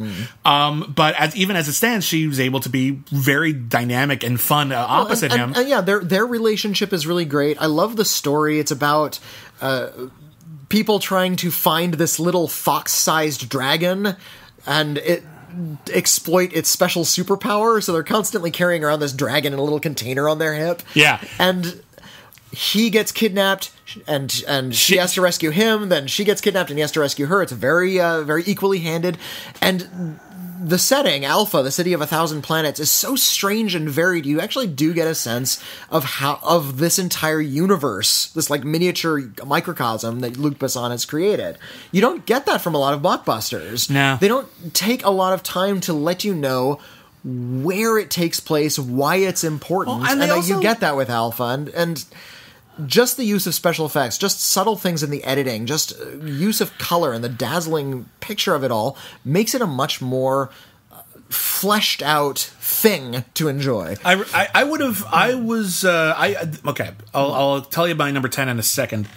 Suffice it to say, I wanted to put this one higher too. Yeah. And I think if Dane DeHaan had been cast as someone else, and maybe the plot had been a little bit more emotionally charged than plot driven, I think it easily would have been. I'm going to echo a sentiment that you screamed as we exited the theater, which was, I believe, "Oh my God, my eyes are orgasming," because it was just that pretty. Yeah, this is a movie that you missed in theaters. Probably, if you see it at home, you might go, "Okay, well, that's not great," but you're going to appreciate just how pretty, just how beautiful, just how gorgeous a sci-fi film can be, and that's important. That's important for science fiction, for genre cinema, and for advancing what film does. A lot of people put Avatar, for instance, really high on their lists for this same reason, just because it's so excitingly the special produced. effects are so great, and I can understand that about Avatar, but I actually feel it with Valerian. Well, and this is why my number 10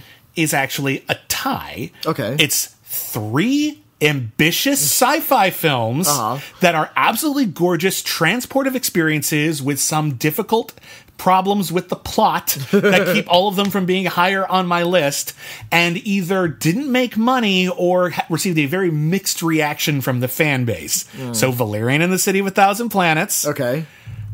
Blade Runner 2049, okay, and Star Wars: The Last Jedi, which I only just slipped in just because, I was, if you recall the last episode when we reviewed it, I was still kind of sussing out how I feel about Star Wars: The Last Jedi, and certainly I think it's a bit messy. I think most of the best Star Wars movies are a little messy, and so what I've ultimately decided is it's pretty great in spite of some minor flaws.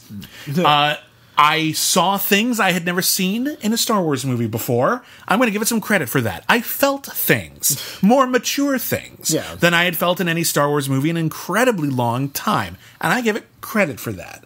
So, Blade Runner is another one where it is so stylistically perfect. I'm going to use the word perfect stylistically. That the fact that the plot is pretty impenetrable, even for Blade Runner, is okay with me. There's other issues that the film has. I don't want to get too into those because that delves pretty far into spoiler territory. So I have to say there's some plot elements I don't think work, and some characters I think aren't used to their greatest extent. But all 3 of those movies are so fantastically, gorgeously conceived and realized that I'm willing to forgive a lot. Just because they put me through something mentally and even just through my senses, sensationally, that I forgot I could feel so strongly. And there were 3 similar films that did it this year. So good for them. I'll say this. I think Valerian is different from those other 2 in that both Star Wars and Blade Runner are like sequels to well-established franchises, so they are kind of grandfathering in a lot.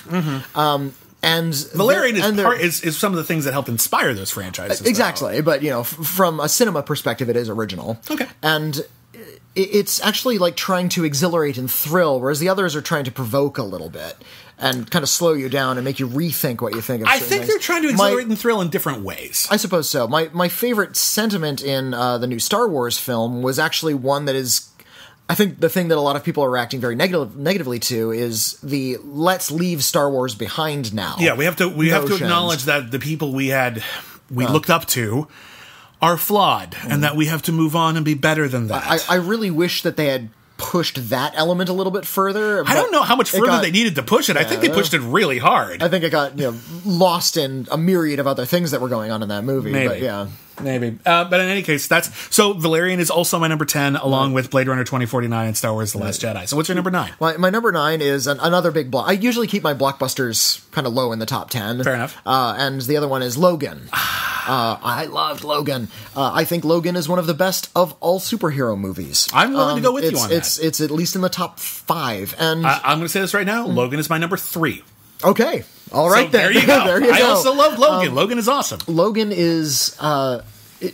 First of all, it provides something that I feel has been lacking from a lot of the other superhero films. And a big problem I have with a lot of superhero films is that a lot of them feel like ads for the next one. Mm-hmm. And I know, because of the news cycle, that these things are intended to continue indefinitely. So they can never come to a meaningful conclusion. So there's never going to be major changes or meaningful conclusions. And Logan is the first one I've seen in a long time that actually has an end, and is a definitive end, and addresses something about superhero movies that most don't even address, which is these people are soldiers. They devote their lives to mayhem and violence and fighting. And while that mayhem is supposed to be thrilling for a young audience, it is rarely asked what happens to a life that is devoted to violence and fighting. And we get to see what happens to Old Man Logan when the superheroes have essentially lost, the villains are all gone, and the world is now just dry and dull. And oppressive and wrong, but in a more conventional way than you'd seen in an action movie. We've now returned to a really kind of boring status quo where there's no place for superheroes anymore, and we get to see that the life of violence has taken a really horrific toll on the Wolverine. Yeah. Formerly the Wolverine. Now he's just Logan. I think Logan is to the superhero genre, to some extent, what Unforgiven was to the Western genre, which that comparison has been made a lot. And it's an apt one, so I'm going to make it again. It is playing all of the tropes pretty straight, but looking at them from a perspective of age and regret and sadness, genuine sadness, in a way that the genre rarely tackles. One of the key differences is that Unforgiven came probably at least a solid 10, 15, maybe 20 years after the Western more or less died out. Logan is coming in the thick of it. And I'm going to talk a little bit more about that when I get to another film on my list. But as a result, I'm curious what sort of impact Logan is going to have, or will it have an impact on other films in the genre. It feels like X-Men should be done. I know they have at least 2 more in production, and they're going to keep on going with the series. But you could end it here, especially now that the Disney octopus has their tentacles all over it. So I'm just going to reboot it and start over. Agreed. But Logan is an incredibly it's interesting how not every Wolverine movie has been good, and certainly not every X-Men movie has been good. What has been good through all of them, even the bad ones, is Hugh Jackman. We have created an emotional connection, not just to Hugh Jackman, who's a very talented performer, but to Hugh Jackman as Wolverine. This is I think the 8th time he's played the part. It's over the course of about 20 years now, or going on 20 years now. And he has never phoned it in. He's always given a good performance. He's always tried to make it special. And I feel like our connection to him through all of this time makes saying goodbye to him, even in any context, would make it sad. Here, James Mangold just filmed the hell out of this near-future sci-fi Western that just really makes it very elegiac in a way that you normally couldn't get away with in the genre, I think. I never saw too commercial. I never saw the black and white version. I wish I had. But that they even thought to release it in black and white says a lot about what they were trying to do with this. I think so. And it feels like a classical story. It's a good farewell to this character. It's a good way for the actor to sort of bow out. And also... And for God's sake, it finally ends. And also, just real fast before we move on, credit where credit is due to Patrick Stewart, who gives one of his best performances as a great man who is no longer great, and actually tackles some serious ideas within the superhero universe of what happens when one of the most powerful people in the world has a deteriorating brain disease. And he's actually like no longer necessarily capable of controlling himself, and how horrible that can go. He's great. Again, it's a story of misery, and it's still kind of inspiring. Yeah, it's pretty great. I'm gonna let you. Yeah. So my number 9. This was higher on my list, and then things got shifted around, but it had to be in my top 10. My number 9 is The Disaster Artist. Okay, that's a good choice. I have a lot of affection for The Disaster Artist. The Disaster Artist, we just reviewed it recently, is the story of Tommy Wiseau, the writer, director, star, caterer of The Room, the so-called worst movie ever made. The movie is directed by James Franco, who also stars rather impeccably as Tommy Wiseau. Dave Franco, James Franco's brother, co-stars as Greg Sestero, the other co-star of The Room. There's a lot of things this movie does very, very well and very smartly. And the first off, they make it a story of fraternity. But make it a story of these two actors who are trying to make it big in Hollywood. They make it a story dream. They make it a story of losers who accidentally make good.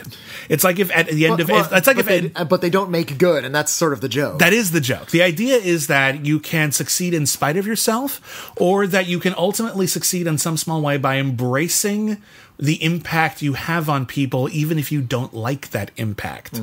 Now, obviously, I don't mean that to justify any sort of negative or shitty behavior. And actually, there is some in The Room, and to the movie's credit, they take Tommy Wiseau to task for that. Oh, yes. Like, right away. And if they hadn't, I think the movie would have been very toxic. There's a lot of arguments about his treatment of people on the set, and the good people in the storyline, the people who are not space aliens, like Tommy Wiseau is, they respond in a very human, believable way that I think takes the edge off of that scene. But for the most part, this is a story about underdogs creating outsider art kind of by accident. And I respond to that. I think outsider art is really incredible. I think we're a little too focused on things being impeccable and things being perfect and things being tidy and things fitting our neatly constructed idea of what we already think things should be. The Room has had an indelible impact on people because it's really badly made, but it is made with absolute sincerity. And I think the Disaster Artist captures that sincerity while also acknowledging that it's pretty dang silly. And if it wasn't for the one other movie that made my list, this would definitely be the funniest movie of the year. Okay. It's hilarious, it's touching, and it's a very effective celebration of weirdos. And I respect that. I'm not sure how, it's really difficult to approach The Room specifically as a celebration of outsider art because of the way audiences tend to react to it. And they interview people who are fans of The Room. And a lot of them are still to this day kind of baffled by the whole thing. And it's certainly that part of that mystery is part of the appeal. Well, outsider art is appealing not because of the art itself, but because of the story of its creator. And hence the movie that we have. You want to know a little bit more. And I think the mystery of Tommy Wiseau has remained because he's just such an obtuse, unreadable, opaque fellow. And that's why we have The Disaster Artist. We're trying to explore this. And exactly my point. I'm glad that they never came to any sort of conclusions. But at the same time, I don't think this film is adding anything to The Room. We're not uncovering any mysteries. We're only enjoying The Room on the same level in that we are laughing at it. I disagree with that. And I think most of the audiences who go to see it don't love it. You're the only person I've ever met. Okay, but I'm not the only person I've ever met who has said that there is something genuine coming out of The Room. Okay, that may be the case, but I'm not the only person I've ever met who had this perspective. Regardless, you say that it doesn't have any impact on The Room. I think the whole point of the movie is to have that impact on The Room, so that you can still enjoy The Room for just how weird and strange an object it is, because it is that, and that there's no point in denying that it's entertaining in its own bizarre. How did this get made way? In fact, many of the people from the podcast, How Did This Get Made, are in the movie. But at the same time, I think the movie is about not necessarily revealing the secrets of Tommy Wiseau, because Tommy Wiseau has never revealed those secrets, but it is about Greg Sestero and his connection, his genuine, honest connection to the mysterious Tommy Wiseau and the movie itself, and how that strange friendship gave birth to a thing that has brought a lot of entertainment to a lot of people. I think The Disaster Artist is almost, in some respects, the completion of The Room, so that people aren't just laughing at it, so that they can actually laugh with it a little bit too, and appreciate that maybe there is, hidden under all of the incompetence, something kind of genuine that's trying to get out and never can. I think as a result, I think The Disaster Artist is kind of perfect as a double feature with The Room, as itself an oddity. Certainly, it's an odd film, but I think it's a very admirable one, and it's a very funny one, and I think it's a very sweet one. Okay. So I made my list. That's fair. What's your number 8? My number 8 is Greta Gerwig's Lady Bird. Okay. This would make a really, really terrific double feature with a film that was very similar that came out last year called The Edge of 17. Both of which are about teenage girls who are complete jerks. They in that teenage way, where a lot of teenagers tend to think that cynicism is the same thing as wisdom. And it's when in fact it's the opposite. When in fact it's the opposite. And they get a hold of cynicism and irony, and they begin wielding it in every situation. And both films are about teenage girls who are slowly coming to realize how important it is to be sincere. And The Edge of 17 is a little bit more broad and funny. Lady Bird is a little bit more acidic. Saoirse Ronan plays the teenage girl who is semi-autobiographical version of Greta Gerwig, growing up in early 2000s Sacramento, in her eyes, a complete dead space town that she just has to get out of. College is looming, and she knows that she just has to get out of the state. She wants to go to NYU. She wants to go to a big college.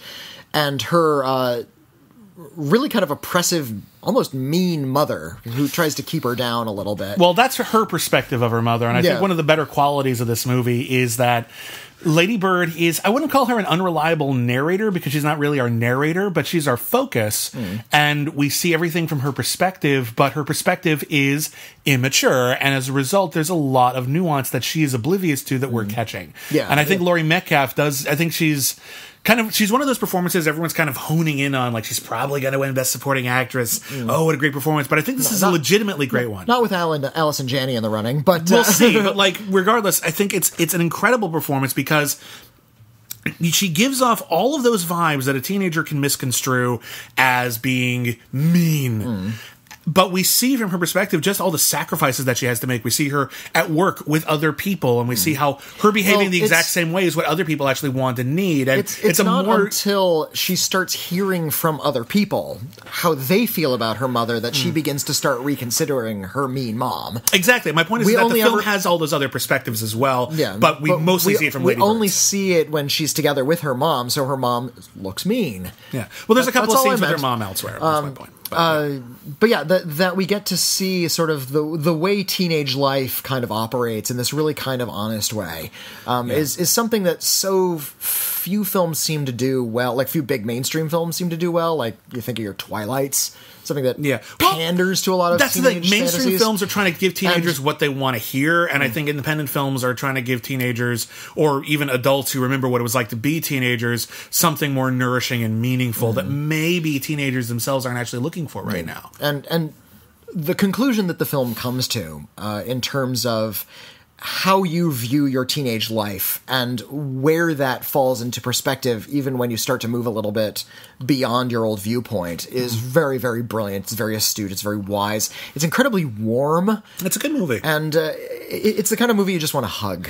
I really like this movie. I hadn't seen this, I think, when you reviewed it on the show. But I did catch up to it, and I'm glad I did. It's a very, very well-made movie. It's sweet. It's funny. Saoirse Ronan is just so great. She's such a good actor. God, I hope we just have her for forever. I hope she lives to be 105 and acts the entire time. She's only 22 or 23, so we got some time. Like, seriously, I want like a whole century of her, because she's so cool and she's so talented and she's so versatile. Even at a young age, she's done so many wildly different performances that she's incredible. Have you seen Hannah? I still haven't seen Hannah. I know that people are mad at me for that. I've seen her in a lot of other things, and she's great. Lady Bird is a great movie. It didn't quite squeak onto my top top 10. And I honestly am hesitant to explain exactly why, except other films maybe just hit me in the stomach a bit more. All right. But it's certainly an excellent movie. I can see no reason not to tell anybody to ever see it. Like, it's really, really tell, great. tell me about your number 8. My number 8 we're taking too much time here. You're right. My number 8 is a film that I just squeaked in, like, just before I had to write my list. And I'm so glad someone told me I had to see it, because it's wonderful and it's slipped under a lot of radars. It is Columbus. I saw Columbus at your recommendation. I was watching Columbus, and I was like, finish it, unfortunately, so I couldn't include it on my list. I watched Columbus, and I was just like, holy shit, Witney has to see this. If you're a fan of Yasujiro Ozu and architecture, Columbus is the film for you. And if you're not a fan of those things, you might be a fan after you watch Columbus. I'm not sure if Ozu is quite the right comparison, but I could see why you would. Ozu, if you know Yasujiro Ozu, he was a Japanese filmmaker from the 20s to the 50s. Intensely influential, even if you've never seen any of his movies. Yeah, and his master aesthetic was just sort of almost a non-aesthetic. He stripped everything bare. He kept the cameras very still. He famously put them low on tripods, so it's like you were sitting in the room, like on the tatami mats, with the families. And he told these stories of families slowly falling apart in little ways. Not big fights, just they're not really relating anymore. Right. Tokyo Story is one of the best films ever made. Yeah. And this film has a similar in that it's very still, it's very stead, and it looks at the buildings and the scenarios equally. I think what's different, it feels a lot more European than something like that's true. Ozu. And I think what we've got here is we have a film. By the way, the plot of the film is John Cho is the son of an archaeology professor, architecture professor. Wow. That's all right. My brain is dumb. He's the son of an architecture professor. His father has, I believe, had a stroke, or he's in the hospital. He's been hospitalized. Yeah. And he comes back home to look after things, but his relationship with his father is very strained. While he's there, he meets and befriends a young woman who has a natural affinity for architecture. She's very well-read, and but at the same time, she has a mother, played by Michelle Forbes, who is in detox, and she doesn't feel comfortable leaving her to pursue her own dreams. They kind of meet in the middle, and they end up having long conversations looking at the various architecture in Columbus, Indiana, which apparently has fascinating architecture. And that's it. It's just them talking, and the central theme of the movie is, can your surroundings, and in particular architecture, have a healing impact? Can where you are heal you? In that respect, the filmmaker who's calls himself Kogonada, I believe that's a nom de plume. He manages to take this sort of reserved, observational, let these wonderful actors speak this wonderful dialogue realistically, and let that drive the narrative entirely, while at the same time use the framework of gorgeous architecture to create a nourishing and healing environment for them, so that even though it's all very real, just the way that it's filmed, the gorgeous compositions, the incredible use of color, the incredible just buildings in which they find themselves just happening to stand in front of, create a place for them to find each other and become whole. So it's kind of Ozu, and it's kind of not, and I totally admit that. But that's why I put those things together.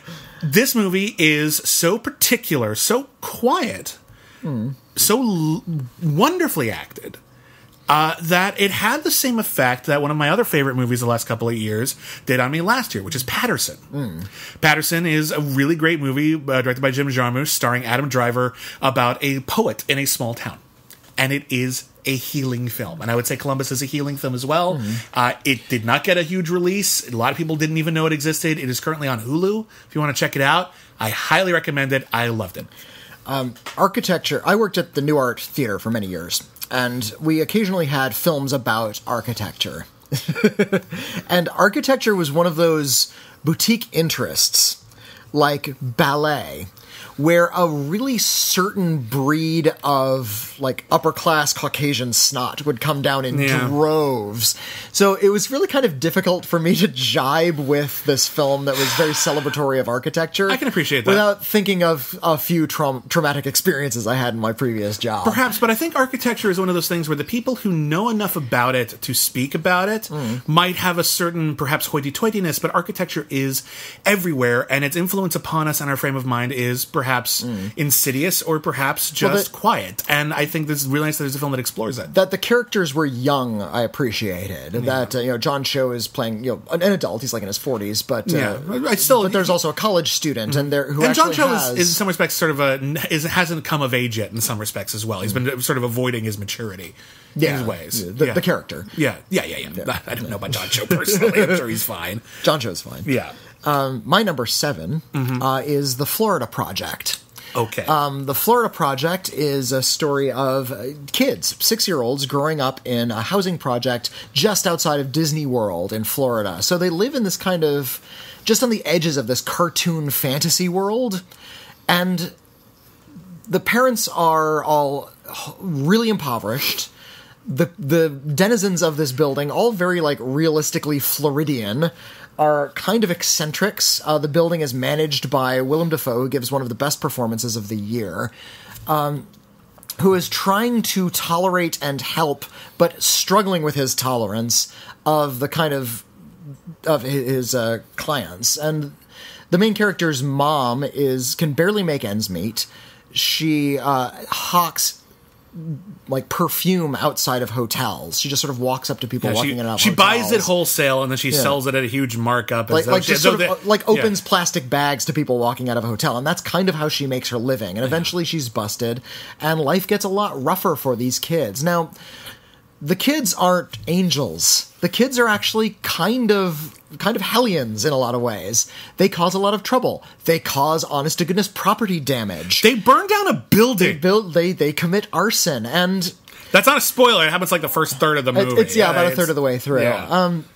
And through it all, we're seeing the movie from their perspective, and there is something very universal about and very honest about the way this film views kids and the way kids respond to extreme situations, and how they really do find themselves at this weird crossroads of being a little too sheltered by their parental surroundings and understanding what's going on and deliberately ignoring it, and eventually just crashing into a wall of complete and utter sadness that they can no longer deny. And the film ended with one of those crashes, and I was bawling at how just sort of gorgeous and simultaneously horrible it is.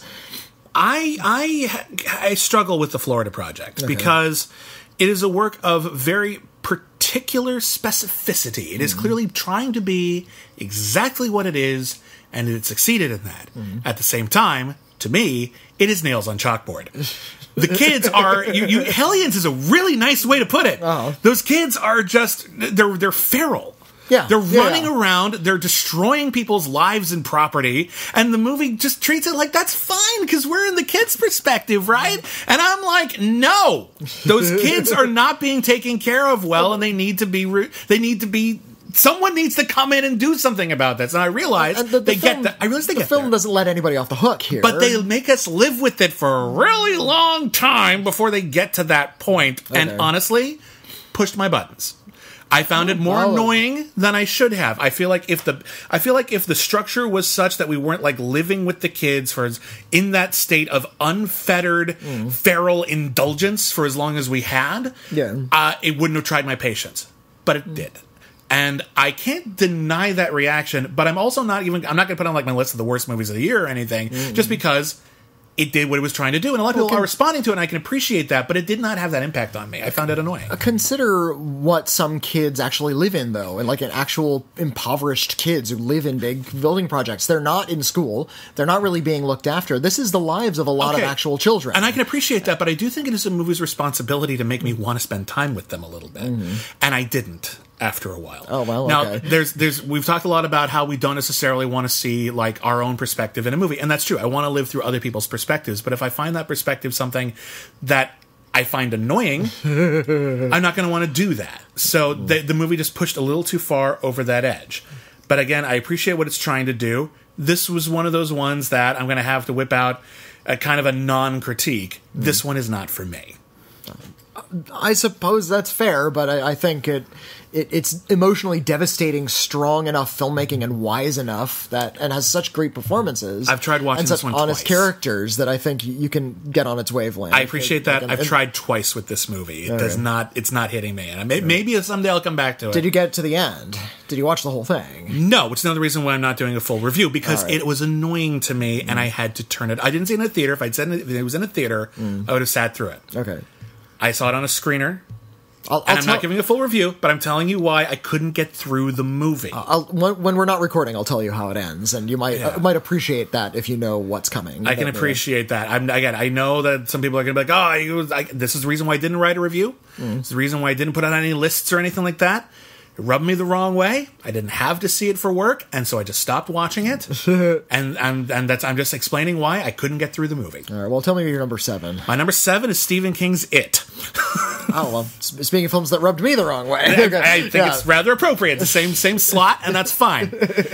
Stephen King is, and I feel comfortable saying this for better and worse, kind of the Charles Dickens of our time. He is intensely popular. He's intensely melodramatic. He tells big stories in big ways, and when they hit hard. And when they don't, you just don't talk about them very much. He's written some good books, some really great books. Yeah. That's about 15% of his output. When Stephen King strikes a chord, he strikes it very, very effectively, and It is one of the stories that has lingered. Partially because of the book, partially because of the TV miniseries, which parts of it work better than others, but when it works, it's really scary and really awesome. And Andy Muschietti has adapted a really strong version of this that I think is incredibly effective. On one hand, it's a story about a bunch of kids fighting a demon clown. But it is also basically the story of all nostalgia. And I think that's where this lives. Which is what Stephen King comes at a lot of his stories from a nostalgic perspective. There's a lot of 1950s stuff because that's when he grew up. And the book indeed was set in the 1950s. This forward shifts it to 80s nostalgia, which is kind of the last decade we're comfortable having nostalgia for right now. Yeah, I think in terms of we can see it as a wistful time full of happy popular culture, and it lifts perfectly out of the 50s and into the 80s. You don't have to change much really in a lot of ways. And a bizarre thing, if you look at a lot of films from the 80s, there was a lot of 50s nostalgia in those. So look at Stand By Me. Yeah, there's another Stephen King adaptation. This weird sort of leapfrogging going on with it. I guess it's every 27 years when the clown from It comes back. Hello, that's how it works. It is, first off, it's just got a wonderful cast of young actors. Andy Muschietti knows how to modulate the horror so that it's always kind of surprising, even though ultimately it's the same monster the whole time. There's a lot of really amazing, horrifying work done in the sound design, in the editing, and just in Bill Skarsgård's performance as Pennywise the Clown. Fine. But what I think is really striking about this is the fact that it is able to evoke this perfect sense of nostalgia, but also the insidiousness of the childhood that we're willing to overlook. When we think about the nostalgia, a lot of things people are responding to in It or even Stranger Things are, oh, remember Ghostbusters? Yeah, there was also horror, and you're forgetting it. It's in there. There is an insidious, demonic presence that takes the form of something rather sweet.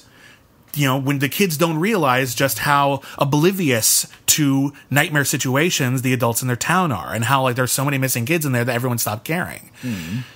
I think it is wonderful nostalgia, and I think it's also a very smart commentary on nostalgia that works purely on a superficial level, and you don't even see it the first time, but then you revisit it, and it works better and better and better every single time you see it. This is a movie that I will concede, has a second half coming, and if they screw that up so bad it affects the first one, I might have to retroactively knock it off of my list. But after seeing this movie and the many, many things it does right, and there are a couple of things I don't like about it, it's a little episodic in the middle, what are you going to do? I think there's a reason this movie had the impact that it did. And I don't think it's just because Scary Clown is scary. I think it really is kind of connecting to something in a way that I'm not even sure people are able to put their finger on right now. But I think that's it. I think it's about the insidiousness of nostalgia and what we are overlooking. I agree that's in there. But the director is not skilled enough to focus on it. It's simply an element of, and I think the director is so eager to get to the next set piece in this movie that he doesn't give any of his points, any of his messages, time to breathe. There's a scene early on where the one young girl character is buying tampons, this sort of rite of passage for this young girl who's, menstruating for the first time, which leads a little bit later in the film to the bathroom she's in filling up with blood. And the filmmaker is not skilled enough to make us see the link between those two things. We have to do that job ourselves. I don't think it's that much of a stretch. I think that's pretty clear. It's clear now that I'm saying it, but the film doesn't do that. I think that it starts a lot of really good scary sequences and doesn't explore the consequences of those. And I think a lot of the reason people have reacted to this is simply for how viscerally powerful it is. Well, I'm thinking it works on that level too. When you are in a theater, I think it is a theater film. If you are in a theater, and it was a big hit, if you're in a theater with 150 other people and the big scary clown jumps out and everybody screams, it is perfect for that kind of moment. It's a good haunted house type picture. When you look at it as a piece of cinema, it's really shabby. I disagree with that. I think there's a lot of good character moments that don't fit well together. I think there's a lot of good scary moments that are forgotten about. I think the exploring of nostalgia that you're talking about is an afterthought. That is explored. How is that an afterthought? That's the point of the movie. That's the point of the story. Because they only talk about it in 2 scenes, and the other scenes they don't even. They're just living it. They're just living the story out. They don't have to talk about it in every scene for the theme to come across. And how they feel about what they're going through is they're just sort of living like the they're Scooby-Doo living gang. it. Listen, it works on. Here's my thing. I think it works on that. I hesitate to say superficial, but certainly surface level popcorn way, because it's well acted, it's well written, it's well shot, it's all of the scares work. All that stuff is really, really great. I think it also works on a level underneath that. I don't think I give enough credit because it works on a superficial level. It doesn't follow through on anything is my problem with it. And I enjoyed watching it. I didn't think the clown was particularly scary. I liked the kids more than I liked the horror stuff. I can handle that. The clown looked like a Halloween clown. It looked like something you'd pick up at a costume shop. And the movie feels like something you'd pick up at a costume shop. It has that kind of cheap, like the sort of cheap, a little too direct horror situation feeling to go anything beyond its superficial scares. I don't think which you're are first rate. I don't think you're giving this movie enough I think credit, you're reading far too. I think you're taking a lot of what even Stephen King only really half thought out these like themes of nostalgia. Well, yeah, fair enough. And that half baked idea is being even lesser baked into the film version. I think Stephen King was kind of doing it because that's just how he feels. Yeah, and I don't think he was necessarily very self-aware. I think with enough time now that we have had it for so long, I think that we're able to look back on it with a little bit more clarity, and I see a certain focus of themes in the movie that I didn't see in the miniseries, for example. What is your next film? My number 6 is Olivier Assayas's Personal Shopper, a modern ghost story in every sense of the word. Kristen Stewart plays a young woman living in France who is a personal shopper for a celebrity of some type. It's not really established if she's like an actress or a model, but it is her job to go out into the world of Paris. I believe it's clear that she's a model. She's a model. I think she's a model. But she has to go out into the high-priced boutique outlets in Paris and essentially buy things for her, and that's her job. She is a very wistful character. She is a very regretful character. She has a kind of hollowness to her, and we learn early on that it's because her twin brother recently died of a heart defect that she has as well. She has learned that she also has. So she's essentially living on the cusp of death. But a third of the way into the movie, she gets a mysterious text message. We shouldn't reveal too much after this. No, but who is that text message from? When did it come in? What happens when you start getting text messages after you turn your phone back on? Oh my god, there's one scare in this movie. This is not a proper conventional scary movie in any sort of traditional way. No. It does, however, have maybe the scariest scene of the year, and it involves text text messages. And I didn't know that you could do that, and they nailed it. That the filmmakers are able to wring that out of text messages actually makes it feel like a very modern horror film. And Kristen Stewart's performance is beautiful. Superb. It's perfect. Yeah. It's established in this world that the supernatural does exist. Like right away, like in the first 10 minutes, you see a ghost. Mm. And yet it still feels unbelievably grounded.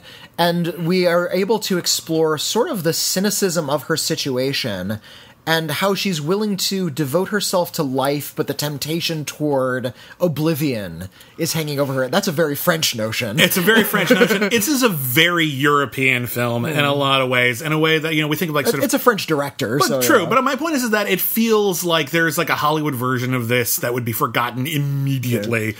And yet Personal Shopper is... kind of hard to pin down. Certainly it's a character study. Certainly it's a horror movie. Certainly it's a commentary on a certain amount of class and consumerism. Yeah, but consumerism is the name of the game. I think ultimately what really strikes me about this movie, and I love this movie, it didn't quite make my top 10, but it's really good. I think ultimately it's the idea of wanting to connect with the unknown. She knows that there's something out there. A lot of people do. A lot of people have this, their faith is so strong that they know that there's something in the afterlife, but we still don't know. We still don't talk to them. Yeah. There's still this desperate connection to connect to something, anything, and she's very alienated in a lot of different ways. She's doing someone else's shopping for them. She's doing all of the most personal things for somebody with whom she has no personal connection. That's very alienating. And ultimately, by the time we get to the end, we find that so good. we have to sort of face grief and acknowledge grief, and here's the thing, live with grief. It's not something you get over. And I don't want to say what happens at the end, but it's a great ending. It's pretty brilliant. This is a really, really fantastic movie, and I think Kristen Stewart gives one of the year's better performances in this movie. It came out earlier in the year. It's a very art house crowd. I'm sure a lot of people didn't see it, but it's already on the Criterion Collection. Yeah, and with good cause. It's a fantastic movie, and if you haven't seen it, you should see it. Just don't expect a conventional jump out of your seat popcorn horror movie. This is a serious drama with a few horror elements. But it's really, really, really, really great. What's your number 6? My number 6 is The Light of the Moon. I did not see The Light of the Moon. Written and directed by Jessica M. Thompson. And this is a very... almost neorealist kind of movie that I really responded to very strongly. It stars Stephanie Beatriz from Brooklyn Nine-Nine as a woman who, while after work having some drinks with her friends, walks home and she is sexually assaulted. And the movie is not about anything pulpy or contrived, about finding the guy, getting revenge, anything false. There's nothing false. There's no false note about it. It's just a horrible thing happened, and here's what happened next. And here's what happened next. Here's what happened at work. And it's all about trying to pick yourself up after something really traumatic and terrible happens to you. And discovering that these things happen all the time, and you were oblivious to that. And how that has subtle and not so subtle impacts on every single thing she does, from her performance at work to her relationship with an otherwise, with a pretty good boyfriend. He's trying, he doesn't know what to do, and he screws things up, and the movie takes him to task for that. It even deals with like the first time they have sex afterwards. And an incredibly difficult conversation they have afterwards. And they're so earnest and honest, and it feels so real that it takes this horrific crime and just puts all of the emphasis on the victim and what she does to build her strength back up. It's not a fun watch. That's for certain, but I think this is one of the more necessary movies of the year. I think this is really putting such a spotlight on details that too many stories gloss over. Yeah. And really put you in another human being's position in a way that is profound without speeching. There's no a huge monologue about it. There's a lot of difficult conversations, some different points of view, but this isn't, this isn't trying to shove anything into your brain. This is basically just, I have walked in these shoes. And I think I'm richer for it. And I can't imagine anyone else not being richer for it. It's incredible. Stephanie Beatriz gives a great performance. And yeah, it's a hard watch, but I think it is a really important movie. Okay. And I'm bummed that isn't being talked about enough. Yeah, I can't comment on it. This is not one I got to see. Yeah. There have been a few very important films about sort of surviving sexual assault recently. Of course. And I'm thinking of Paul Verhoeven's Elle as well, which is, just another one about sort of the mechanic of survival and how it looks to different people. And I think I like that film a lot. That's a good film. That's a good film. It's a very different film, but it's a good film. Can't comment on The Light of the Moon. Okay. My number 5 is Get Out. A really, really kind of important movie, given the politics of what's going on right now. A mixed-race couple goes to visit her white family out in the rich wilds of, I think it's Connecticut?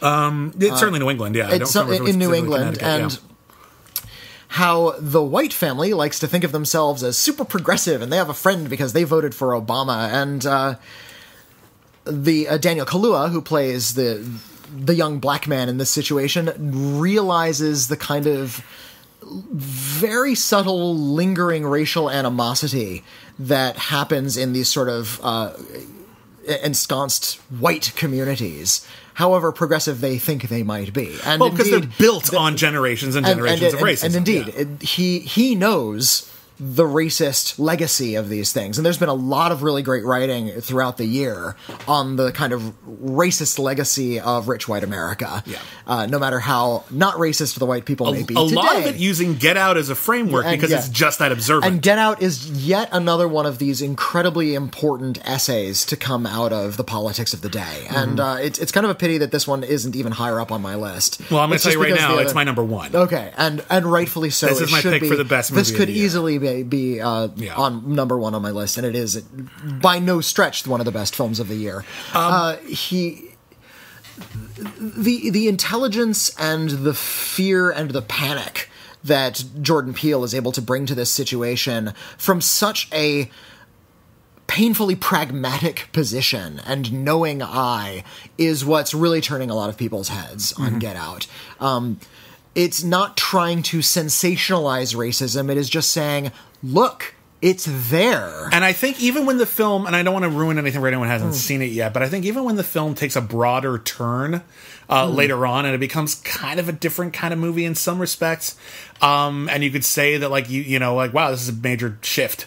It all fits, and it all just basically shows that all of these, like, subtle forms of racism and oppression, and they all just hide something really terrible, like, even if they seem small. This would be a really great film if it were just discussion and kind of this realistic drama about sort of the race relations, but it's really clever in incorporating a lot of interesting horror elements into this. Yeah. And that it becomes kind of a horror plot. It's totally fitting. Well, and it's one of the most brilliant things about it is that it finds within a simple, or not so simple, but a more straightforward or direct human experience. The idea of being the only person like you in a room and you're the only person people can talk about and having to be constantly on edge for that is directly mirroring watching a horror movie and knowing that any single thing that's happening is foreshadowing. Like, you got to be constantly on edge. You have to constantly be on your guard. And Jordan Peele very clearly understands, I think, that that connection. And even when we get to things like The Sunken Place, he's looking at the idea of living with and within the observer. I think this movie works on almost an infinite number of levels. I think almost any level you look at this movie, it functions. I've rewatched it several times. Every time I notice something I've never noticed before. A line of dialogue that works 2 different ways, or 3 different ways. Yeah. Once you've seen it a couple of times and you start picking up on a lot of the weird details.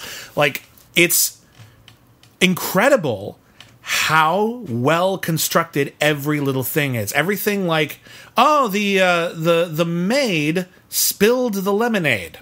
You see it one way the first time you see it, then you think back on it in a different way, and then when you watch it the second time, you realize what's actually going on in that scene, and you realize just how brilliantly that thing has to function in order to look exactly like something else and be something entirely different.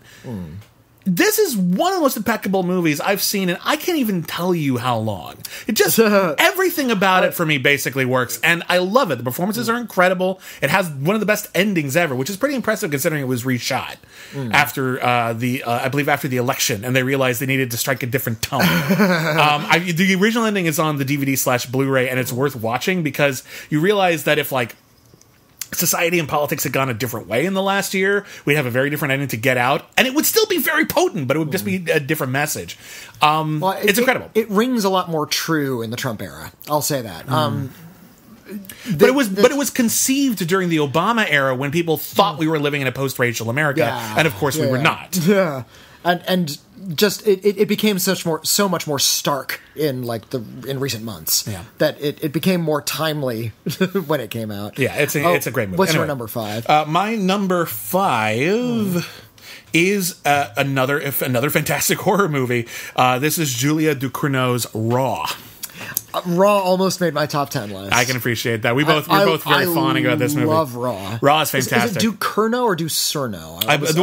There's no squiggle under the C, and that's how you know it's an S sound in French. So I believe it's Ducournau. All right. I've been pronouncing it wrong in my head this whole time. That's fine. And hey, maybe I'm wrong. Who knows? Maybe it's pronounced Smith. I have no idea. But Raw is a fantastic horror movie. It came out earlier in the year. I think it flew under some radars, but the horror community really embraced it. It is the story of a young woman. She goes off to veterinary college, and this veterinary college has a ton of hazing rituals, and it's really kind of a gross environment. It's almost like moving into a butcher shop. Like, there's a lot of walking around in bloodied coats and stuff. It's just terrible. It's not great. And evidently those are accurate. There's some medical schools that have these horrific hazing rituals that last all year. It's such an intense program that people do crazy things to let off steam. That's one element of this, but it also works on a variety of different levels. Anyway, she goes to this college, she goes through all these hazing rituals. She has been a vegan her entire life, and one of the hazing rituals is she has to eat raw rabbit kidney. Like you do. Like you do. It's really gross, and it's just one bite, but she doesn't want to do it, and she's repulsed, but they make her do it. Oh. And after that, she gets real sick. Yep. But then... she finds herself interested in eating meat. Interested in eating more meat. Starts stealing meat from the cafeteria. Interested in eating raw meat. Yeah. And it escalates from there into genuinely horrifying directions. Raw is another movie quite like Get Out in that it kind of is such a simple and pure and horrifying concept that you can apply a lot of different things to it, and they all track. You could say it's a story about addiction. You could say it's a story about going off on your own and making horrific mistakes. Bad decisions. You could say it's about impulse control. You could say ultimately, because the relationship with her sister, it's about sort of a living up to the legacy of a family member. Exactly. You could talk about inherited, dangers. There's in fact other dialogue and scenes to that effect. It is, but it's. I saw it as a film about female sexuality. Also fair, I think. But that's my thing about Raw. I think Raw is kind of anything it needs to be, and I think a lot of the best horror movies are that. They are sort of a Rorschach test. The narrative works either way. It's incredibly well filmed and presented. The characters, even when they're doing things that seem completely unbelievable, feel believable because you believe that these people, extreme though they may be, would do that horrible thing. Yeah. And some people have talked about just how gross it is, and certainly it'll potentially turn your stomach, but it's fantastic. Yeah. And I love it, and it's one of the best horror movies in a long time. What's your number 4? My number 4, speaking of horror films, and this is a film that maybe is only arguably a horror film, but it is horrifying, and it taps into every single anxiety that you have as a person. And that is Darren Aronofsky's Mother. Okay, I have not seen Mother yet. Okay, in that case, I will have to be ginger about my description. Well, you should be ginger about it anyway, because I know that there are twists. Also, a lot of people didn't see Mother. It was a kind of a big bomb because they didn't know really how to sell this. This is a film that is many things at once, and it is effective on many levels. Darren Aronofsky, it's about a man and a woman. They live in this remote home, and it's really impeccably designed and laid out, and the camera sort of swoops around this gigantic mansion. It is her job to look after this mansion that he has inherited. Meanwhile, he is a writer who is looking for his muse and cannot write a new book. Then a man and a woman. All of these people are unnamed, by the way. He is credited as him, capital H-I-M, Man and woman enter. They have 2 violent sons. There is a bunch of people start coming in, and then there's a big flood that washes them all out. Are you seeing the Bible metaphor yet? I see. Directed Noah. I get it. So it's a really not at all strained, kind of ham-fisted Bible metaphor, which I kind of love, because it has the boldness of an art student, of like a film student who would think to do that sort of thing, but it has studio money behind it. It has people like Michelle Pfeiffer and Ed Harris, and the main character, credited only as Mother with a small m, is Jennifer Lawrence. And it is about her relationship with him, and you could see that as her story gets more and more horrible, and as these people begin invading the home that she is trying meticulously to keep clean. And, of course, now all of a sudden everybody's feeling all of these horrible anxieties about unwanted visitors coming over and how home invasions, and how him is not doing anything to stem it. In fact, he's kind of welcoming all of this destruction. You can see this as perhaps a metaphor for the destruction of the earth. You could see it as the way females have been maligned by the patriarchal overtones of all organized religion over the centuries. There's a lot of really big, heavy ideas, a lot of really horrific things that happen in this movie, a lot of acts of terrible violence that happen in this movie. And Darren Aronofsky is not a subtle filmmaker. Can we just say that? I think that's fair, right? He's not subtle, and he's not going to be subtle about the way he starts digging his fingertips into your chest and pulling bones out just to hurt you. Not in that Lars von Trier cynic sort of way, just in that I'm going to make a horror film that's really, really going to make an impact, and I'm going to follow the back of somebody's head as they run screaming through a hallway until you're just panicked and on edge the entire time. Nice. No film has put me on edge worse than Mother, and that is a great, great compliment. Fair enough. Listen, you and I are both big horror nerds. We love the genre. We love exploring weird facets and alleyways of the genre. So if anything can really get our goat, that's definitely a compliment. So I know I need to see Mother. No one has time to see everything. I fucked up. That it is also kind of hateable, I think, is one of its strengths. Well, there you go. That it can get under your skin and make you angry, and that a studio is willing to put their as much money and advertising clout behind it as they did is I think really impressive. All right, let's do a major about face for my number 4, because this is it Girls Trip? No, I like that movie fine. I like that movie a lot, but no. This is my pick for the best comedy of the year. This is in some respects, is the most feel-good movie of the year. It is The Big Sick. That almost made my top 10 as well. Yeah, it was on my top 10 for most of the year. Oh just my God. Other better films. Everyone kept telling me how great this movie is, and I missed it in theaters, and I was like, I got to do these year-end lists. I'm trying to cram in all the things everyone said were amazing. And I missed a few things. I didn't see Mother, for example, but I knew I was like, fine, I'll see The Big Sick. I like Michael Showalter as a director. I love Kumail Nanjiani as an actor. Let's see what we got here. And I cried so much, and it was so cathartic. And it was in a way, because I don't like to cry. I will cry in movies. I'm a very sensitive person, but I don't like to. I don't like, sadness is sad. I don't want that. It sucks. The Big Sick is one of the most wonderful romantic comedies. Period. Certainly, there haven't been a lot of great ones lately. I would only point to a couple this decade that deserve to be singled out. Yeah. Sleeping with Other People, for example, is one of my personal favorites, or even the weird satire that Michael Showalter co-wrote. They Came Together, which is great, but kind of a joke more than an actual thing. The Big Sick stars Kumail Nanjiani and that's himself. That's himself. And Zoe Kazan as Emily V. Gordon. V. Gordon, who is his actual wife. Who co-wrote the screenplay with Kumail Nanjiani. It's about their experiences when they were first dating. They dated. They hit it off. He was a struggling stand-up comic.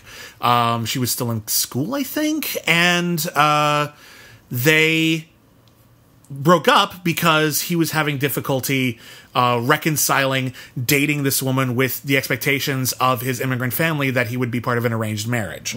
And he wouldn't... As per the Pakistani tradition. And he refused to tell... He didn't tell his parents that he was dating another woman, nor did he tell her that he hadn't quite decided if he was going to go into an arranged marriage or not. So they break up, and then she ends up in the hospital He's the only person who can come see her, and the doctors say, we need to put her in a medically induced coma, and we need someone to sign off on that.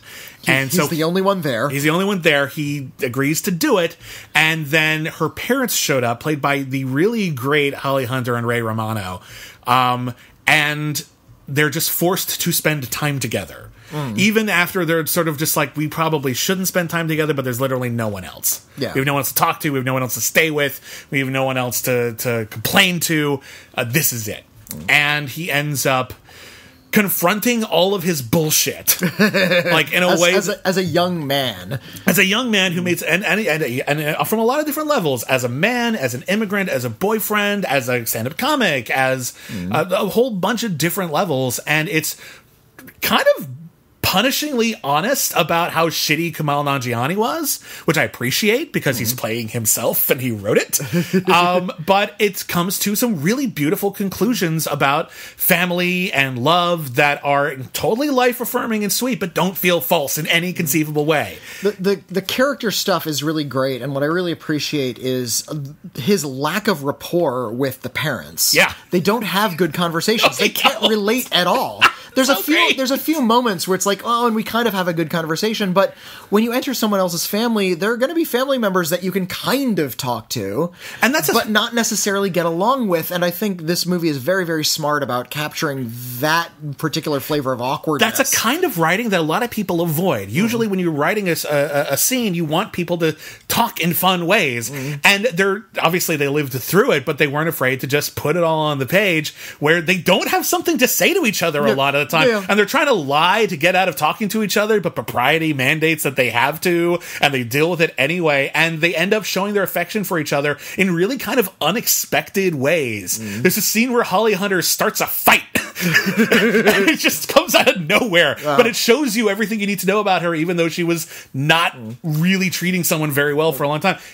This movie is really impeccable. It's great. I have no problems with this movie. I'm not going to use the word impeccable because Michael Showalter is not a visual stylist at all. He doesn't have to be. He's getting out of the movie's way. He films like dingy like clubs and like just boring apartments and doesn't really add any kind of like visual cinematic flair. He's so good with the characters and he's so good with his actors that I wish he would kind of develop his filmmaking a little bit more. I can appreciate that. But that's the only complaint I can really level. That's not even a complaint for me. I've seen his other films. I've seen like Hello, My Name is Doris, which is also a pretty good movie. Yeah. That movie is shot in a very boring way. Here he is not trying to dazzle you. He's not trying to really tell the story by putting a flashlight under his face or anything like that. But it's nicely filmed. It's nicely shot. It's just sort of, you are here. We need to sort of let the characters and the jokes breathe and not really... It needs to feel natural. It can't really feel composed, I think. Yeah. And I think that... Because the setup is a little contrived, even though it really happened. Yeah, and I think his approach is very smart, and I think he was a good director for the material. Would I want to give him like a big showy thing?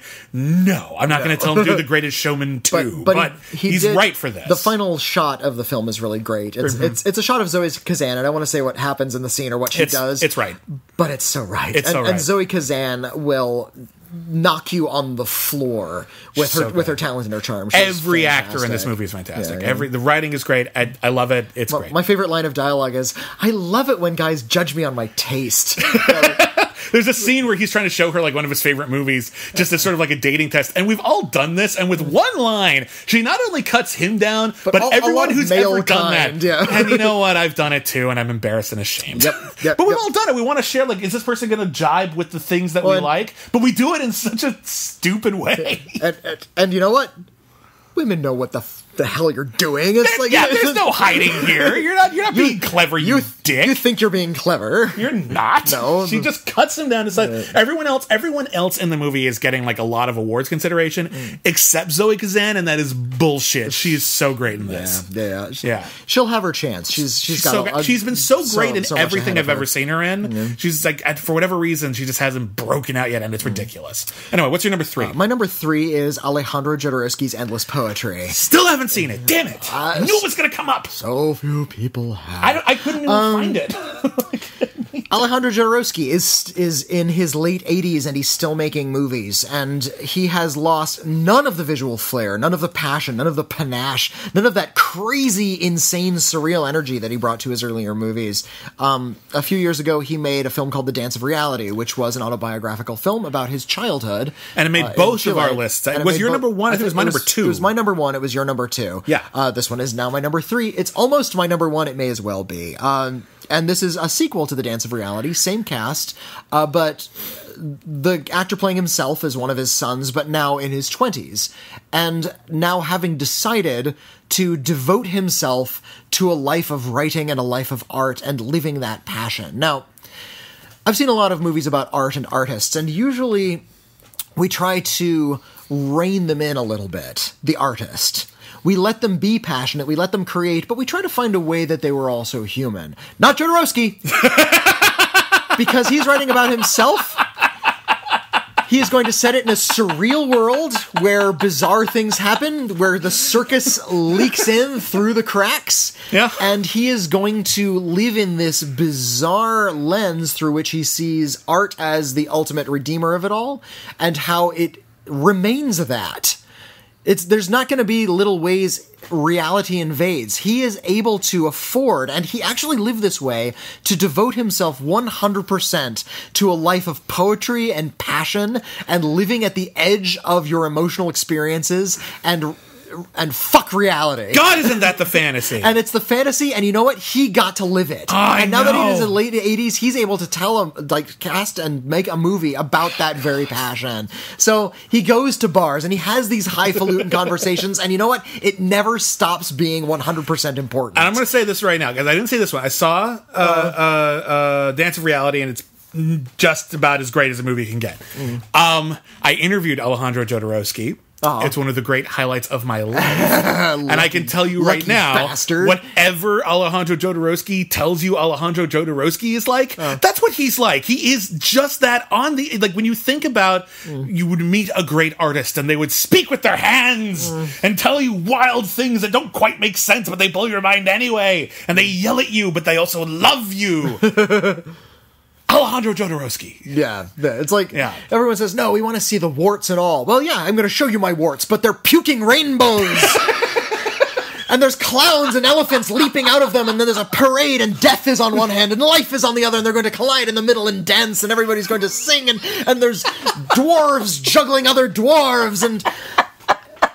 That's how he sees the world, and it's impossible not to just fall in and roll with that bizarre passion. And it's... You feel nothing but envy for the artist that was able to change the world and live that life. And actually, look at that fantasy and not have to worry about anything else. All right, my number two. It's a thing of beauty. My number two. Or your number three. No, my number three is Wolverine. So I guess I guess we'll go straight to your number two then. Logan. Okay, so my number two is Lady Macbeth. Another one I didn't see. A movie that has only grown in my estimation since I saw it. It's about this is the most feminist film of the year. Wow. It is about That's saying something. Yeah, it's about a young woman who... I think in the movie she's only a teenager. She's only maybe 17 or 18. The actress, Florence Pugh, one of the best performances of the year. She's only in her early 20s. And she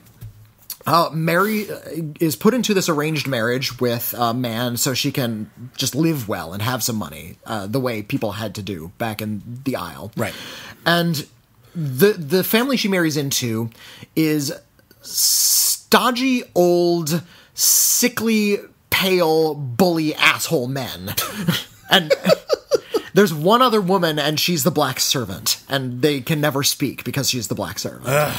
And the men all treat her badly. They expect her to behave a certain way. They yell at her when she doesn't live up to that. And then they leave, and they still expect her to live by this lifestyle. When they all leave, for various family reasons, and she's left alone, she gets to do anything she wants. She gets to be the rebel. She gets to be the punk rock jerk that she has always wanted to be. So she starts saying, fuck it. She gets drunk all day. She has an open affair with one of the handsome stablemen. And when she's caught at it, she doesn't give a care.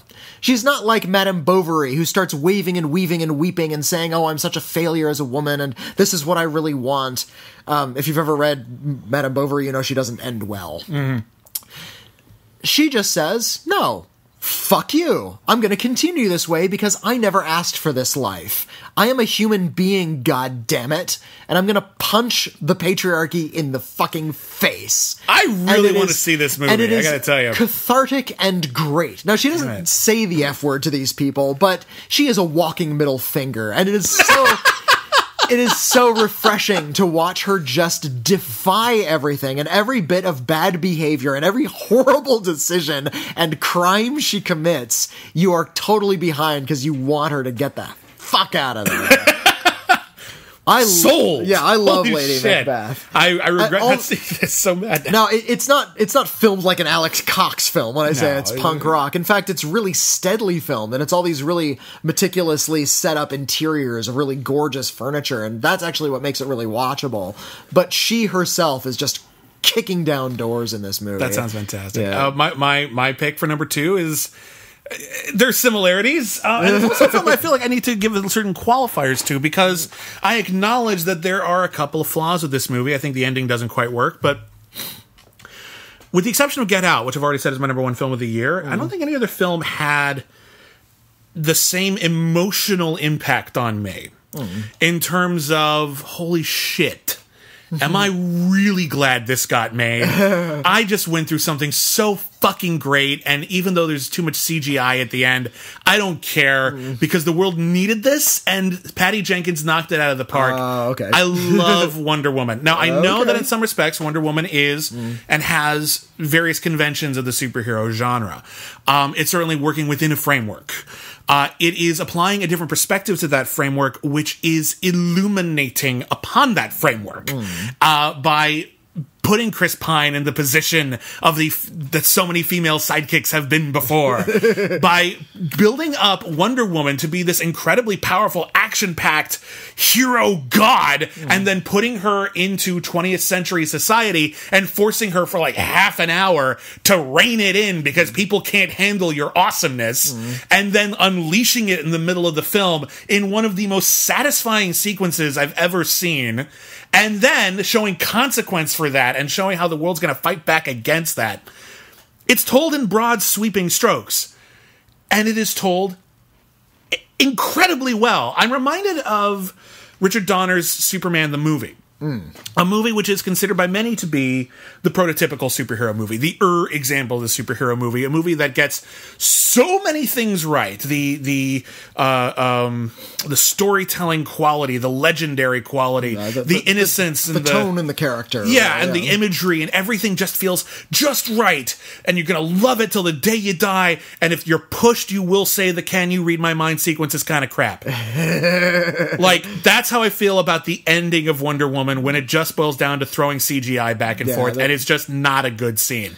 But the function of it works so well that I overlook that for the overwhelming impact this blockbuster had on me. And I think it's great. I think the cast is great. I think the action is great.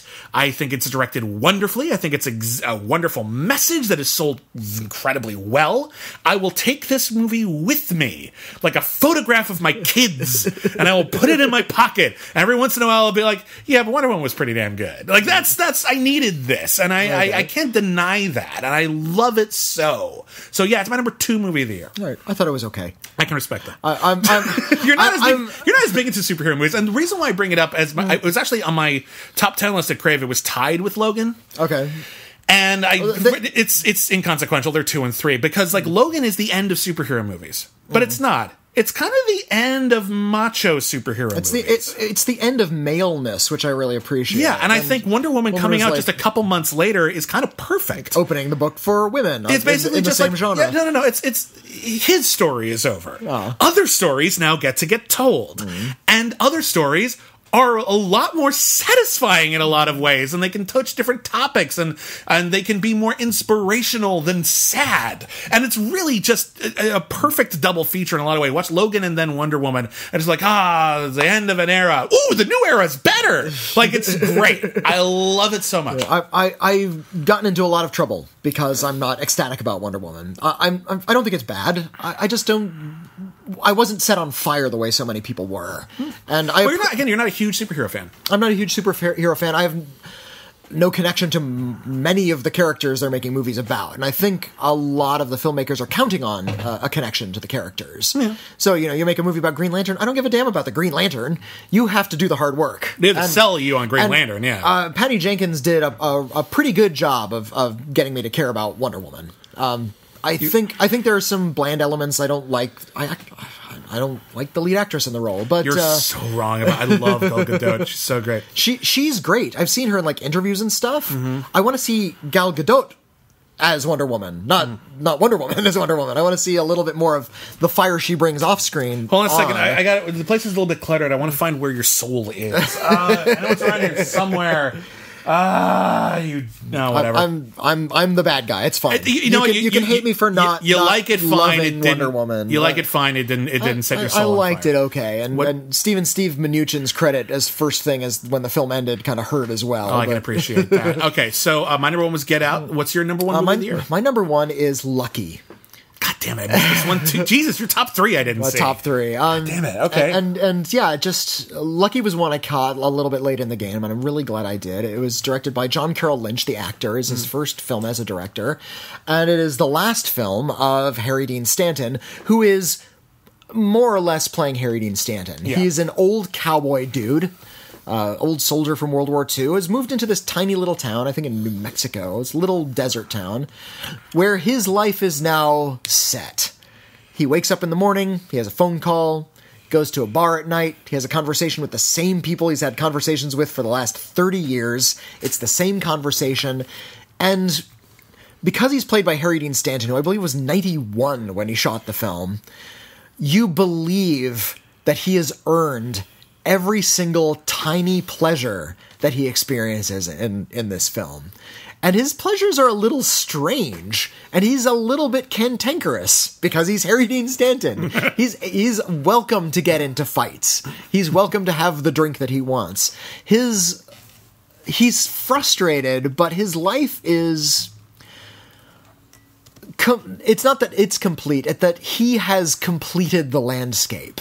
The landscape was missing him, and it's been fostering him and allowing him to grow into it. And he has become part of our lives, part of the life of cinema, and part of this desert landscape for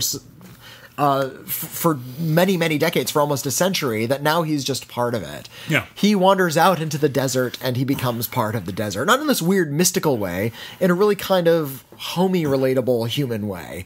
And it really reminds you that your experience... and your life and who you are, no matter how strange it is eventually, if you live long enough and you live who you are long enough, is going to fall into the rest of the world. You become the completing piece. And it's inspiring from sort of an ego perspective, but more than anything, it's just great to know that Harry Dean Stanton, this inimitable presence in all of cinema, has... finally, just put the thumb on the puzzle piece of who he is and completed this portrait of all of cinema that he has always occupied. Does it add in your estimation that this is basically... I don't know if it's his last film, but it's right up there, right? I mean, he died this year. I think there's one slated for release, posthumous release. But this is the capper on his career. It sounds like kind of intentionally. But does it have that baggage to it, or does that matter? The baggage kind of helps that Harry Dean Stanton passed on, but Harry Dean Stanton, he's an old guy, he's been in a lot of films. Even if he were still alive, the comment would still be there because he still had that impact. Whether or not, this was the coda, it didn't really matter. The final shot is great. There are a lot of really strange cameos. David Lynch shows up. That's not that strange. Well, I guess not. Yeah. David Lynch has a small role in this. It's the guy who played, I forgot the actor's name, but he played Vic Fontaine on Star Trek Deep Space Nine. Like he's one of the old bar dudes who has this great monologue partway through. And how these guys kind of have to argue over their spot and over their own puzzle piece, and how they don't necessarily fit together, but they're part of the same picture. Oh. And I really, really just loved how whimsical the film was. That's great, man. And charming and beautiful, and this sort of comment on old age and life and all of that. All right, I'm going to run through some runners-up. I'm going to do it real fast, just give a quick line about each, just because they deserve a mention. I really tried to put Captain Underpants on my list. I just didn't put it on there. This movie is so satisfying. It's such like a glorious celebration of childhood imagination that I really, really admired it a lot, but I couldn't quite make it up. It's a joyous film. I think I respect Dunkirk more than I love it, but it does some really fascinating things. Certainly, it's an impressive production. I think Gerald's Game is another really great Stephen King adaptation. I think Carla Gugino gives one of the better performances of the year. Gerald's Game is great. Let me see. The Lego Batman movie is way more satisfying than I ever thought it would be. It's truly great. I did eventually catch up to Mudbound, another movie that I admire a little bit more than I maybe adore. Yeah. Like it's not a movie that's made to be enjoyed. It's a movie that's made to teach you some horrible things. It's hard and confrontational by design, but certainly it's incredibly well crafted, and it's definitely great. My Friend Dahmer slipped under a lot of radars. It's a biographical film about Jeffrey Dahmer in his high school years before he became a serial killer. Really great lead performance by Ross Lynch. Personal Shopper was on my honorable mentions. Phantom Thread was on my honorable mentions. We just reviewed that. I won't go into detail. Professor Marston and the Wonder Woman is a really great film about unconventional romance and intelligent people who embark upon a three-way lifelong love affair. And on top of that, they also created Wonder Woman, and the only reason the movie didn't make my top 10 is because the actual foreshadowing of Wonder Woman is a bit much. Like, it kind of overdoes itself a little bit, but like all of the relationship stuff is incredible, and I loved it. I liked Roman J. Israel Esquire more than most people. I thought it was a really fantastic character piece. Good character trapped in a middling movie, I think. I can appreciate that. Let's see. Mayhem is one of the better horror movies of the year. It's basically the better version of the Belko Experiment. The Shape of Water is very imaginative and romantic, and it almost made my top 10. It was like my next stop. Let's see. The Post is incredibly well crafted. Didn't quite squeak into my top 10. I had a wonderful time at Murder on the Orient Express. It's just a really great movie. It's exactly what it is. And The Killing of a Sacred Deer is either one of the best comedies of the year or one of the best horror movies of the year. I think depending on how you respond to the material will decide which one is which. But it's really, really great, and I do love it. I put The Big Sick on my runners-up. The Square is a really terrific film about how artists try to confront you, but what happens when an artist is actually confronted by a real thing?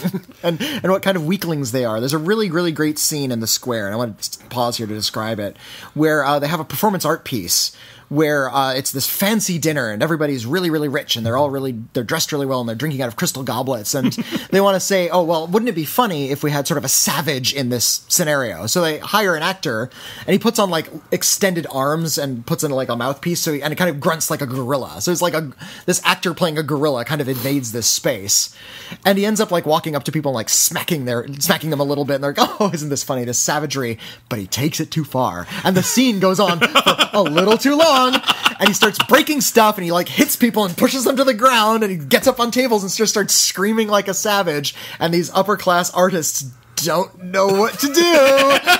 Because this guy's taking it too. It's just great. It's great. It's one of the best scenes of the year. It's from Ruben Ostlund, who also did Force Majeure, which I think is one of the better dramas of the last few years as well. So I need to see that. I really do like that director. I liked Raw. There was a film that nobody talked about, nobody saw, called Manifesto, that I really, really enjoyed. God, you loved that. Where Cate Blanchett plays 13 different roles in various episodic scenarios, but all of the dialogue is just taken verbatim from artistic manifestos. Yeah. And the dialogue doesn't match the scene. And I love the sort of examination of the way art manifestos have been written over the course of human history. The Killing of a Sacred Deer is on there. A movie I know you hated, but I really loved, was It Comes at Night. I just didn't think it did anything interesting. I thought I'd seen it a million times. Weird silent drama about growing animosity in a desperate situation. I know a lot of people love that movie. I think it strikes a really good tone, but I didn't see anything new in it. And a lot of people did. I don't know what I missed, but like, I'm gonna have to check it out again someday. A lot of people I know loved it. It's more the style than sort of what's brought to it. I've seen it done less sensationally, and I liked how spare this version of it was. Okay. A ghost story is really great, a haunting tale told from the perspective of a ghost, and how that extends into the infinity of time. It's a really, really good film if you've ever felt like you don't know what the point is of anything. Yeah. It really is. It is about like that sort of just flailing in the universe. Am I but a speck of dust in the sandstorm of life? And there's even a conversation by some drunken asshole at a party to that effect. About futility, and you can tell the director is just trying to work his way through those sort of existential concerns, and on that level, it's pretty great. Yeah, I really like Their Finest more than Dunkirk and more than Darkest Hour. I think this is the British World War II film of the year. It's just really pleasant about the way they made positive British propaganda in film during World War II, and Gemma Arterton was one of the ones in charge of all of that. Call Me By Your Name is a really terrific romance. It's very honest. It is luxury porn written par excellence. That's the only reason I'm not super fond of it, is it's a little too much luxury porn for me. A little too much like, yes, I do want to go on vacation in like a glorious palatial estate in Italy with Army Hammer, Call Me By Your Name, but I don't get to. Stop rubbing it in my face. Oh, so I just get to go out and eat apricots and catch fish and read art books, and that's my life. There was a part of me that almost resented the movie for throwing in my face just how great this love affair was. So it didn't quite I didn't quite love it the way other people did, but I totally get it. I totally get it. I think The Post is incredibly timely, and it's grown in my estimation the more I think about it. It would have been higher up in my list the longer we waited. The Lure, I need to see that. The cannibal mermaid musical movie it's pretty strange and terrific. Yeah, just for its audacity. Pretty good movie. Pretty good year for mermaids. Yeah. Between that and Shape of Water, pretty good year. And those are my runners up. So that's our episode. It's had a really good year. And it's also a lot of really good scattered films. They're not all like coming from the same spot. There's a lot of movies on top of that were just like sort of mixed bags that were really interesting that I think flew under radars. Like I thought Slight was like a really interesting take on the superhero genre. No one really talked about it. It wasn't so good I needed to mention. But there's a lot of good stuff this year. There were a lot of films that came out this year that a lot of people really lost their minds over that I was just sort of warm on. And I felt really on the outside of a lot of stuff like that's how I felt about Florida Project. Yeah, okay. Like, granted, I didn't finish it, but like I just couldn't get into it. Stuff like Baby Driver. A lot of people really loved Baby Driver. It's like I don't care for Baby Driver. It's interesting. Baby Driver, I was really high on when I first saw it, and I stand by that review. I still think it's a well-made movie, but I think Baby Driver was this example of Edgar Wright's previous films were mostly about him taking these sort of superficial genres or genres that have become superficial over time and adding a new character-driven spin on them. Here, I thought he took a very character-driven genre, the sort of Michael Mann, one last heist kind of professional genre, and he only applied more style. It's a very entertaining film, but yeah, ultimately over time, it's just fallen in my estimation. It's just like it's good, but it's not going to make my top 10. It just didn't stick with me. Another one of those was It. I thought It was just sort of meh. I can appreciate that. War for the Planet of the Apes. A lot of people said it was the greatest thing ever. It's like, that one's all right. It's not as good as the last one. I just felt like it was cobbled together from a million different other good movies, but like, this is the Apocalypse Now part. This is the Great Escape part. I'm like, when's the War of the Planet of the Apes part? Like, I just want to see that part. Stop showing me other movies, but with apes in it. And God damn it, I actually kind of hated Okja. Okja. We're going to talk about Okja. We'll talk about Okja next week. But next week, next week we're going to be talking about our picks of the worst films of the year, which we're going to try not to spend as much time on. I know it's a lot of negativity right now, and we don't all need it. But I think it's really important that we try to look over where we've been, both good and bad, in the hopes that we can avoid making mistakes in the future. Yeah. So those are our picks. A lot of people say, well, why do you have to be so negative? Because we suffered through this. A, we need to let off a little bit of steam as critics. Yeah. And I think there's actually a bit of pleasure to be found in exploring the extremes of cinema, not just the highs. Well, if you the only lows see, are pretty important as well. If you only see good movies, your perspective on what the art is will be incredibly skewed. And if you see bad movies, you need to be able to talk about them. Yeah. So we're going to talk about them, and some of those movies hurt real bad. So we're going to talk pretty honestly about that. I got some I want to catch up on, actually. There's some that I've heard are really awful that I really want to see. Also, next week, we're going to be reviewing our new franchise. The last week of every month, we review an entire franchise as chosen by Schmoville's Facebook page in a poll. And this month, the winner was Highlander. And I still have some work to do. I haven't seen all the Highlander movies, so it's going to be a busy post-Christmas week. I have. I'll just look over my old notes, I think, if I can't find the time. I always try to watch them fresh if I can. And but this time has come to vote for the next franchise we're going to review next month to give us time to actually watch them all. So your options are, go to the Schmoville Facebook page and vote now. Your options are Smokey and the Bandit. 6 of those. Yeah, it was our runner-up last time. The runner-up always makes the list. I think it's 7. 7 of those. It's a ton. Like we're gonna, because we do the TV movies as well. Like it's insane. There were 3 theatrical releases and 4 TV movies. Okay, we're also your other options include I Know What You Did Last Summer, which went on too long. How many last summers could there possibly be? Yeah, there's only the one. Well, they keep talking about last summer. Does that mean, are they referring to just the previous summer, or is there one summer that they keep referring to? It gets confusing because the second one's called I Still Know What You Did Last Summer, but it takes place the next So it'd be 2 summers ago. Right? I still know what you did 2 summers ago. I don't know. I furthermore know what you did 3 summers ago. We will have to explore this if people vote for it. I would love to see one called I Know What You Did Next Summer. And it's like a crossover with the Final Destination movies. Yeah, like they can predict the future. All right, your other options for franchises are the Police Academy movies. I'm sure those hold up real well. 7 of those. The Lethal Weapon movies, speaking of cop films, and Beastmaster.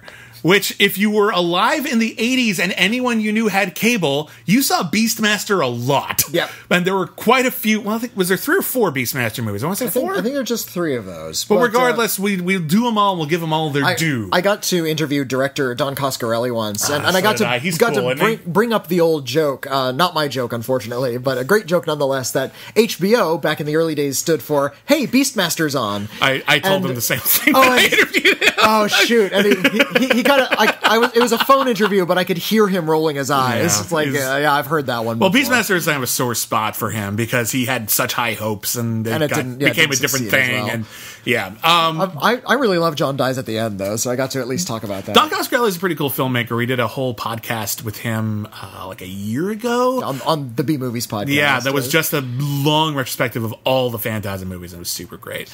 That might still be available if you can find it, but all those shows are dying. So yeah, that's what's coming up next week on Critically Acclaimed. Thank you so much for joining us. It's a long episode. We're not going to have time to do any letters. We'll try to do extra letters next time. We'll do extra letters next time. Thank you everybody for listening. Again, you can listen to all the other shows on the SK Plus and Schmoes iTunes feed. SK Plus is on YouTube. Schmoes is the iTunes feed. Leave a review. Mention our show. Let them know that you think it's neat. You can email us, criticallyacclaimedfans@gmail.com. You can also listen to our other podcast, Cancelled Too Soon, which is available separately. We review TV shows that lasted only 1 season or less. This week, our Christmas special just dropped. We have 2 episodes this week. One is for the failed pilot to the Practical Magic television series, and the other is our big Christmas special in which we give you a free downloadable commentary track to a video fireplace. So put on a video fireplace and we'll tell you all about the history of video fireplaces, which is a lot more interesting than you might think, actually. I actually had a really good time finding out about it. And we also just talk Christmassy things, and it's just a hangout, basically. It's a lot less pressure, but people said they like it, so it's great. So you can find us on Twitter. I'm at William Bibbiani. I am at Witney Seibold. That's Witney with no H, and Seibold spelled with an EI. Sorry. It's complicated. Well, I am Welsh and German simultaneously, and we white people spell things strangely. Well, again, thank you very much for listening. Have a great holiday, and never forget, everyone's a critic. I want to go to the midnight show. I'm sorry, what?